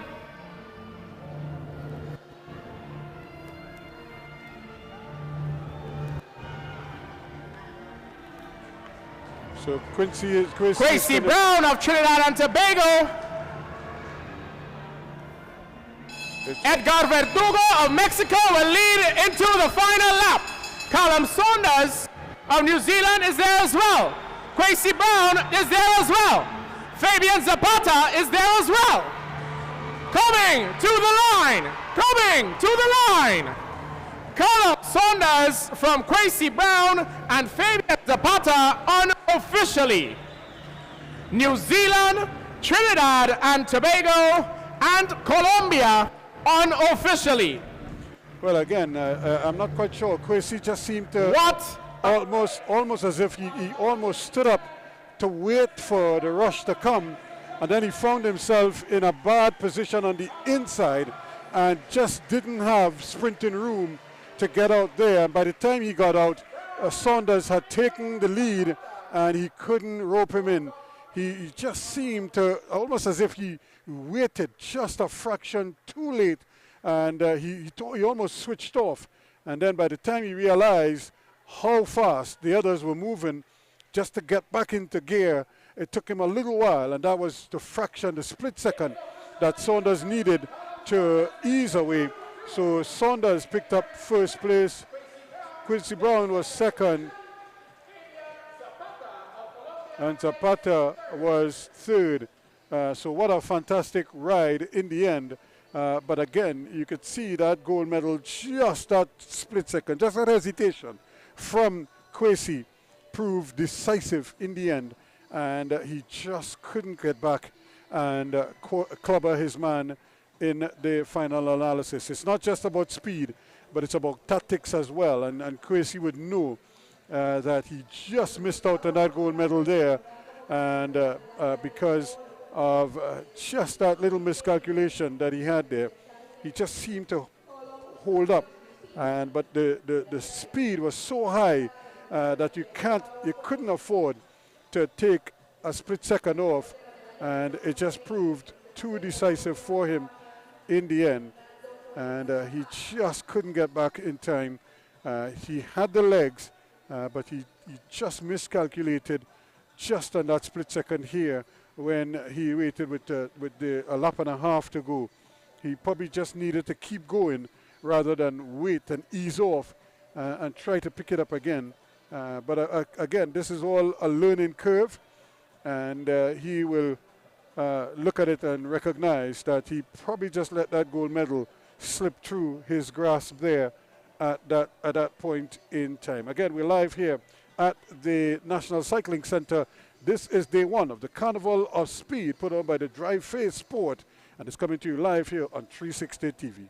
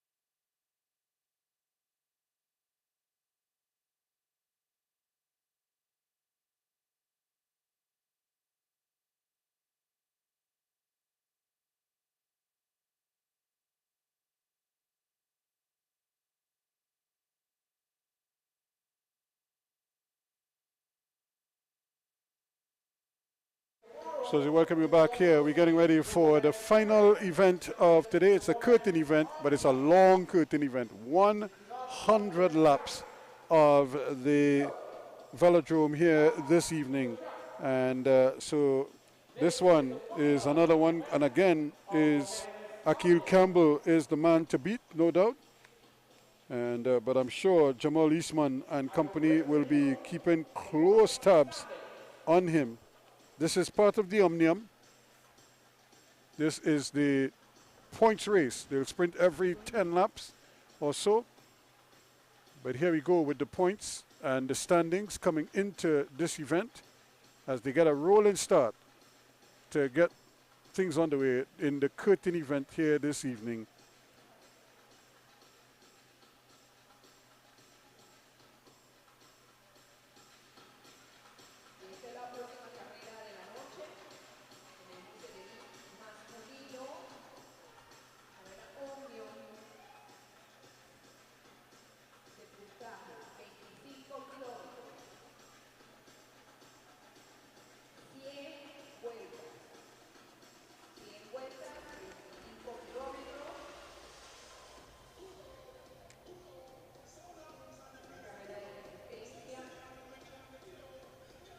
So this is the curtain event, 100 laps of the velodrome. These are your top 5 in the Omnium. In 5th place, Liam Trepte with 88 points.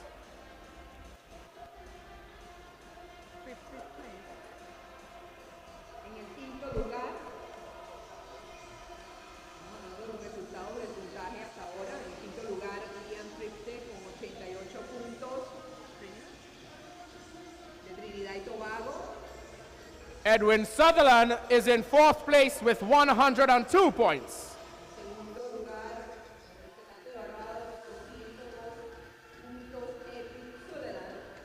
Jamal Eastman of Barbados in 3rd with 108.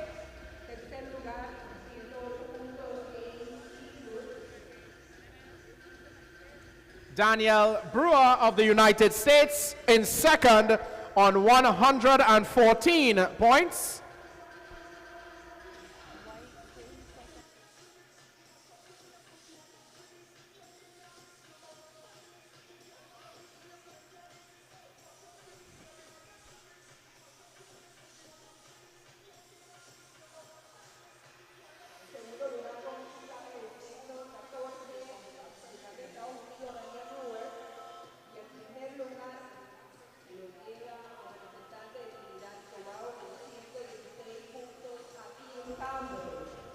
Hasta ahora ese es el puntaje del Omnium final. 95 vueltas para concluir este Omnium masculino. Akil Campbell sits on top of your point standings with 116 points. This is a 100-lap race. There will be points up for grabs every 10 laps. They will hear the bell, and every 10 laps, the first 4 riders will receive 5, 3, 2, and 1.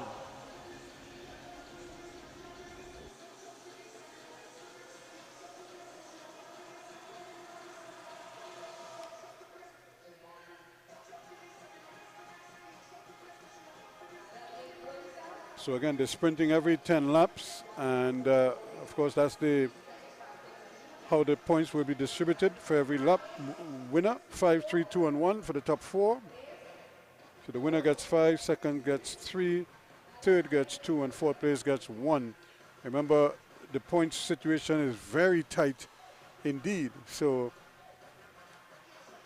you want to make sure that That's the bell.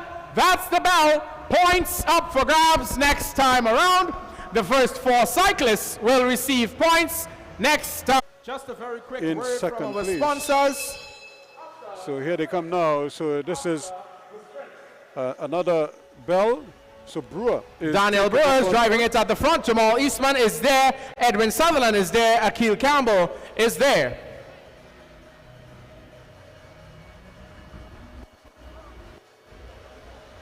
So Brewer and Eastman battling for that 5 points there. So one of our sponsors, the Community Hospital of Seventh-day Adventists, they are located on the main road. So again here, we go again as the race now picks up real steam here.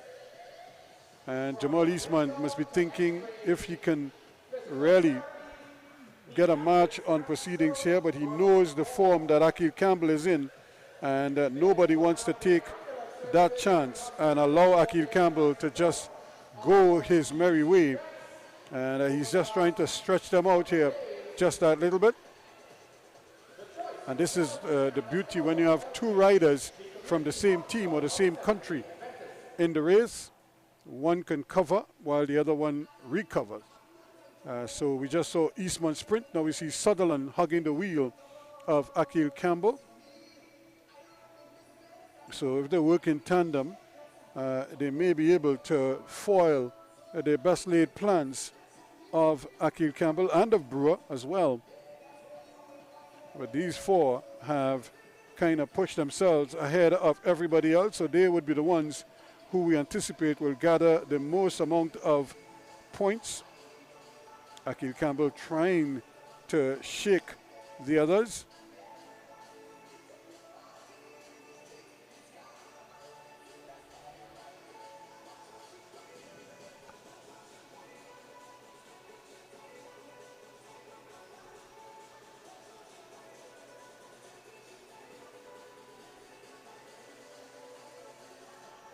Look up and he sees 64 laps to go. He's just going to save his legs probably for the next sprint. He didn't sprint really, didn't try to force it the last time around. Brewer and Eastman did. Let's see if Campbell sets up this one.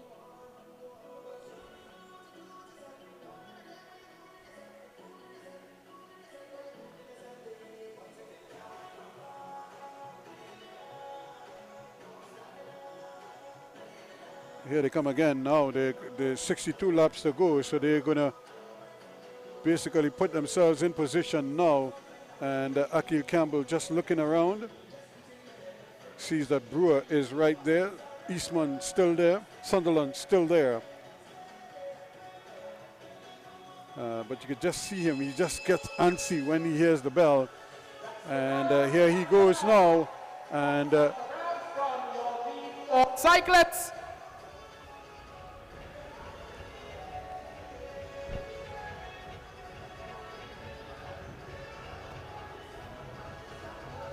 another 5 Akil points. Campbell takes maximum points from Edwin Sutherland, Paul Eastman, and Daniel Brewer.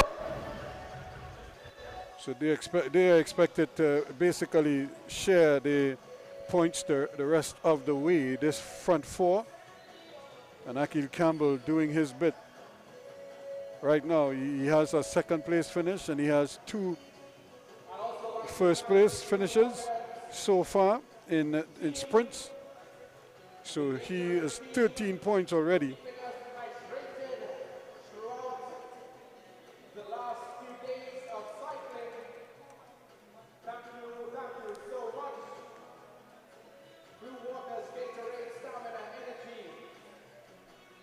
So again, we also want to make sure and recognize all our sponsors who made it possible.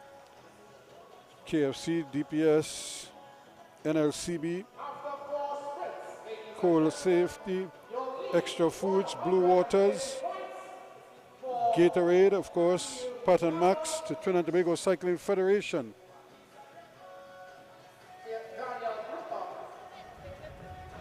Is in second place with 118 points. Jamal Eastman is in third place with 117 points. Just 1 point separating second and third. 12 points separating second and first.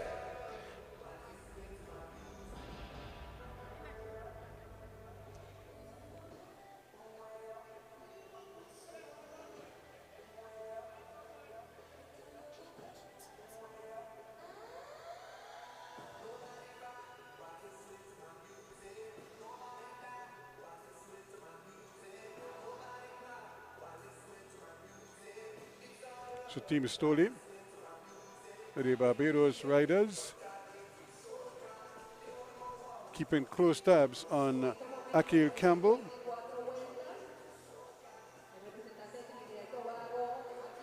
You could just see him. It's almost like he's just threatening to break away, but he's just holding, I suppose, given the fact that the four top riders are all still in the mix. He's not chancing leaving too early. He just wants to make sure that he gets as many points as possible, even while he's in the bunch with the others. So they're coming for another bell, and this is when you could start to see some kind of movement. 51 laps to go. That's the bell. Points up for grabs next time around from our lead cyclists.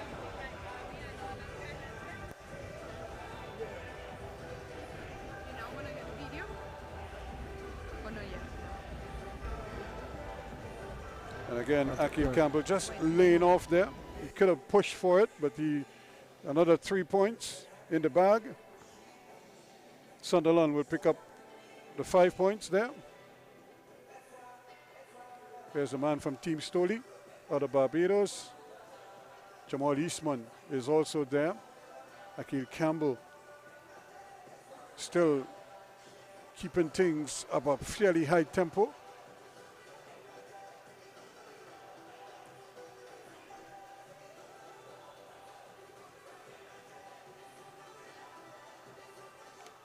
.48 laps to go.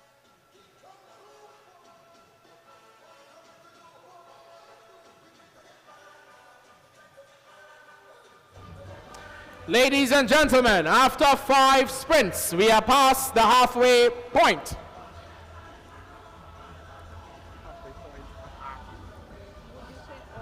So again, Akil Campbell should move up nicely to 133 points now, still maintaining his lead.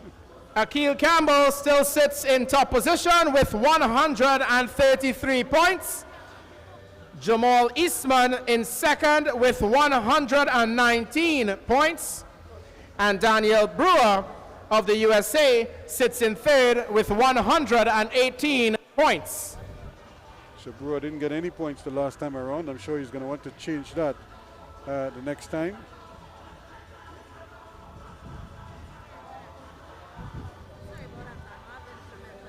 So this is a slightly different race, a different tactic being employed here by Akil Campbell.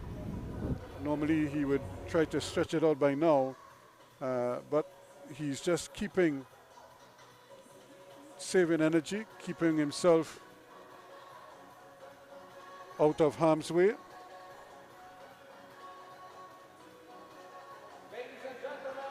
Do not forget. So of course tomorrow is the final day of the Carnival of Speed event, so we invite in everyone to come on down. Those over 60 and those under 12, you're admitted free. And of course we have the men's sprint event coming up, and those persons between say 13 and 59, you will pay $60 to come in and enjoy a full evening of cycling, starting with the Flying 200 for the men's sprint event. That tends to come up.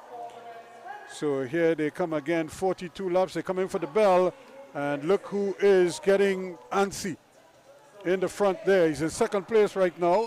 Akil Campbell getting ready to make another move here. And here he goes. Jamal Eastman though is coming, but he's coming from a long way back. He's going to come over the top, try to come hard at Akil Campbell, but I don't think he's going to catch him. Akil Campbell though is going to pick up another 5 points to maintain his lead at the top. So he goes comfortably to 138. Jamal Eastman is going to pick up another 3 points. So he goes to 122 rather.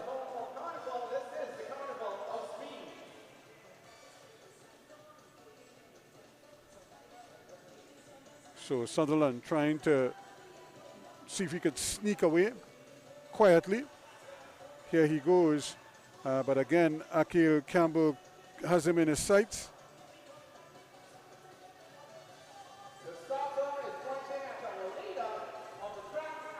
And Brewer also has designs as well. Akil Campbell, as the others climb up the bank, Akil Campbell has decided he's going to drop the hammer and is going to go after Sutherland. He's not going to let him sit out there by himself. Akil Campbell is going after him.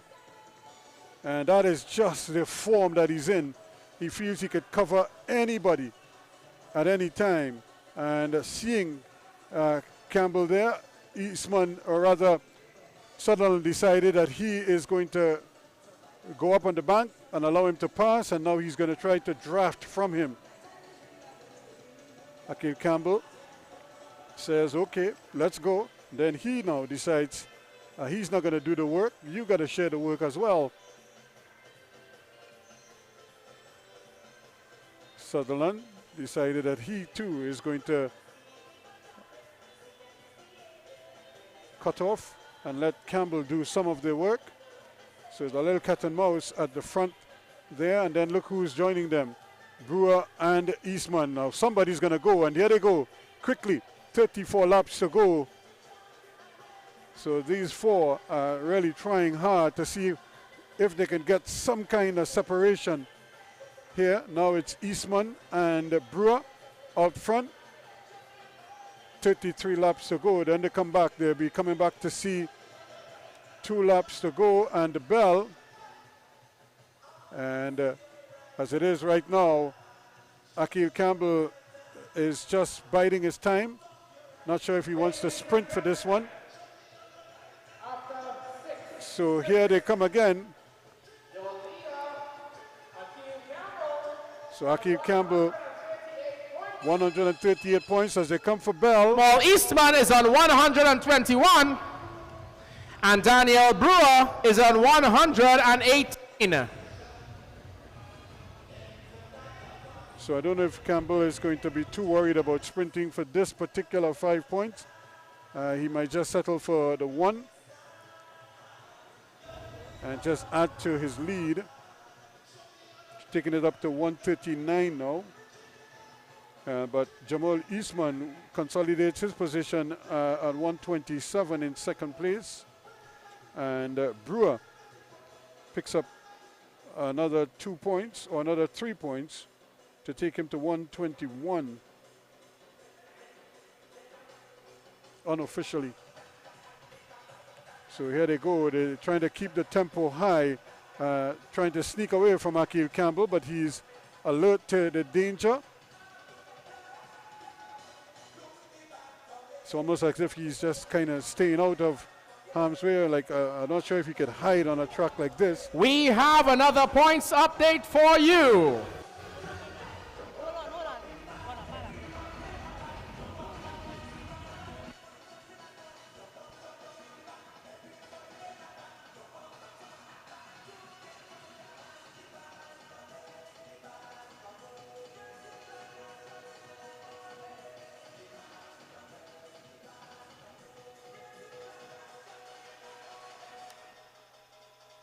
So Brewer trying to keep the tempo as high as possible. Trying to see if he could shake Akil Campbell, but he can't shake Jamal Eastman for the moment. Eastman is holding on to that wheel, just as Sutherland is holding on to Akil Campbell's wheel. And vice versa, Campbell is also shadowing Sutherland. So this is kind of like the strategy, in-race strategy right now. Ladies and gentlemen, with only 2 sprints remaining, this is your current point standings. In first place, with 160 points, Akil Campbell. In second place, with 146, Jamal Eastman. In third place, with 141 points, that is Daniel Brewer of the United States. And in fourth place, with 136, Edwin Sutherland. So again, that's the updated. That's right, DJ Colbase. So that's the updated figures there for you.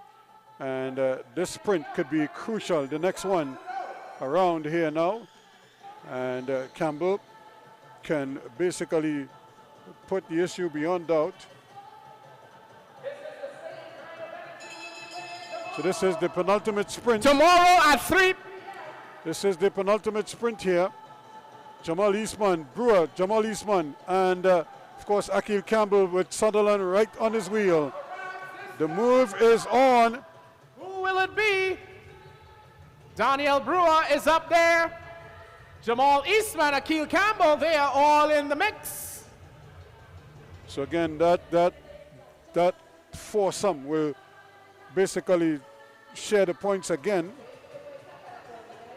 Akil Campbell was trying to sneak in there for 3, just ahead of Brewer. I'm not sure if he got there though. Jamal Eastman though would pick up 5 points. Brewer possibly 3 and Akil Campbell 2. So that will push him to 162. And Jamal Eastman will go to 151. And Brewer would go to 144.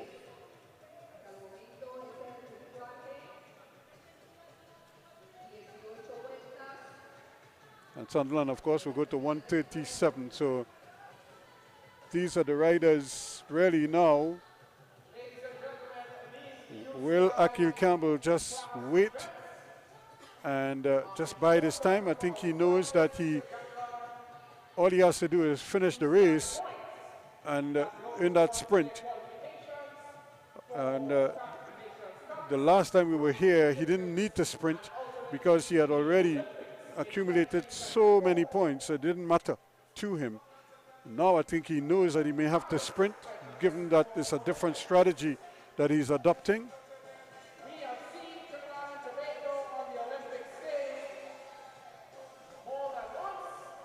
So can he keep his cool here?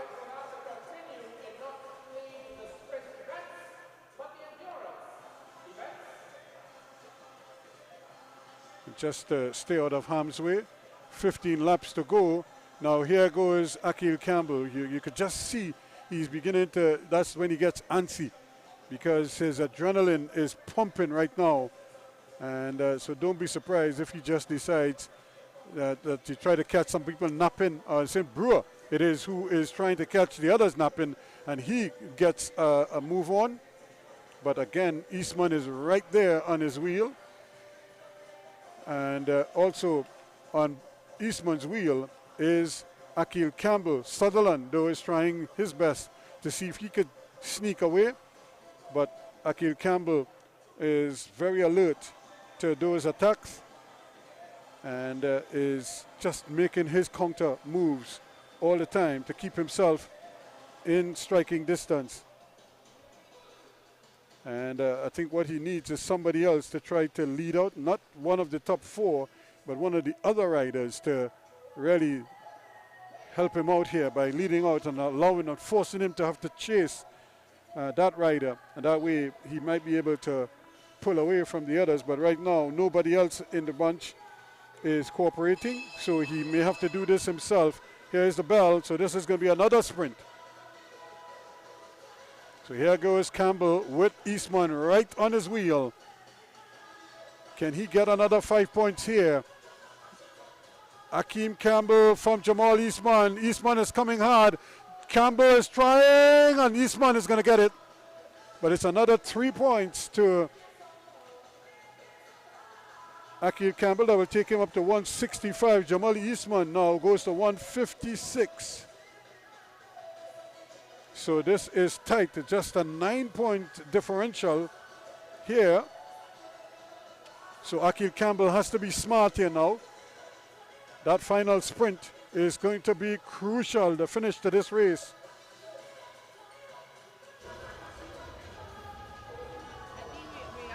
So it's a different strategy that he's using this time around. Will it work? Does he have enough in the tank, or will he be able to stay with the others? Eastman and Brewer, they are hotting it up now. They've decided that they are going to put things in place. In first place, Akil Campbell of Trinidad and Tobago with 166 points. In second place, Jamal Eastman of Barbados with 156 points. In third place, Daniel Brewer of the United States on 143 points. And in fourth place, that is Edwin Sutherland of Barbados on 136 points. 1-3. So here they are again, the big three. They're right there, and they're going to have to really keep an eye on everyone. With 4 laps to go, nobody can miscalculate here. You almost compelled to try to stay in touch, because this is going to come down to a blinding finish. Here, can Akil Campbell steal a match? The big four, they're all together again. Sutherland has reconnected.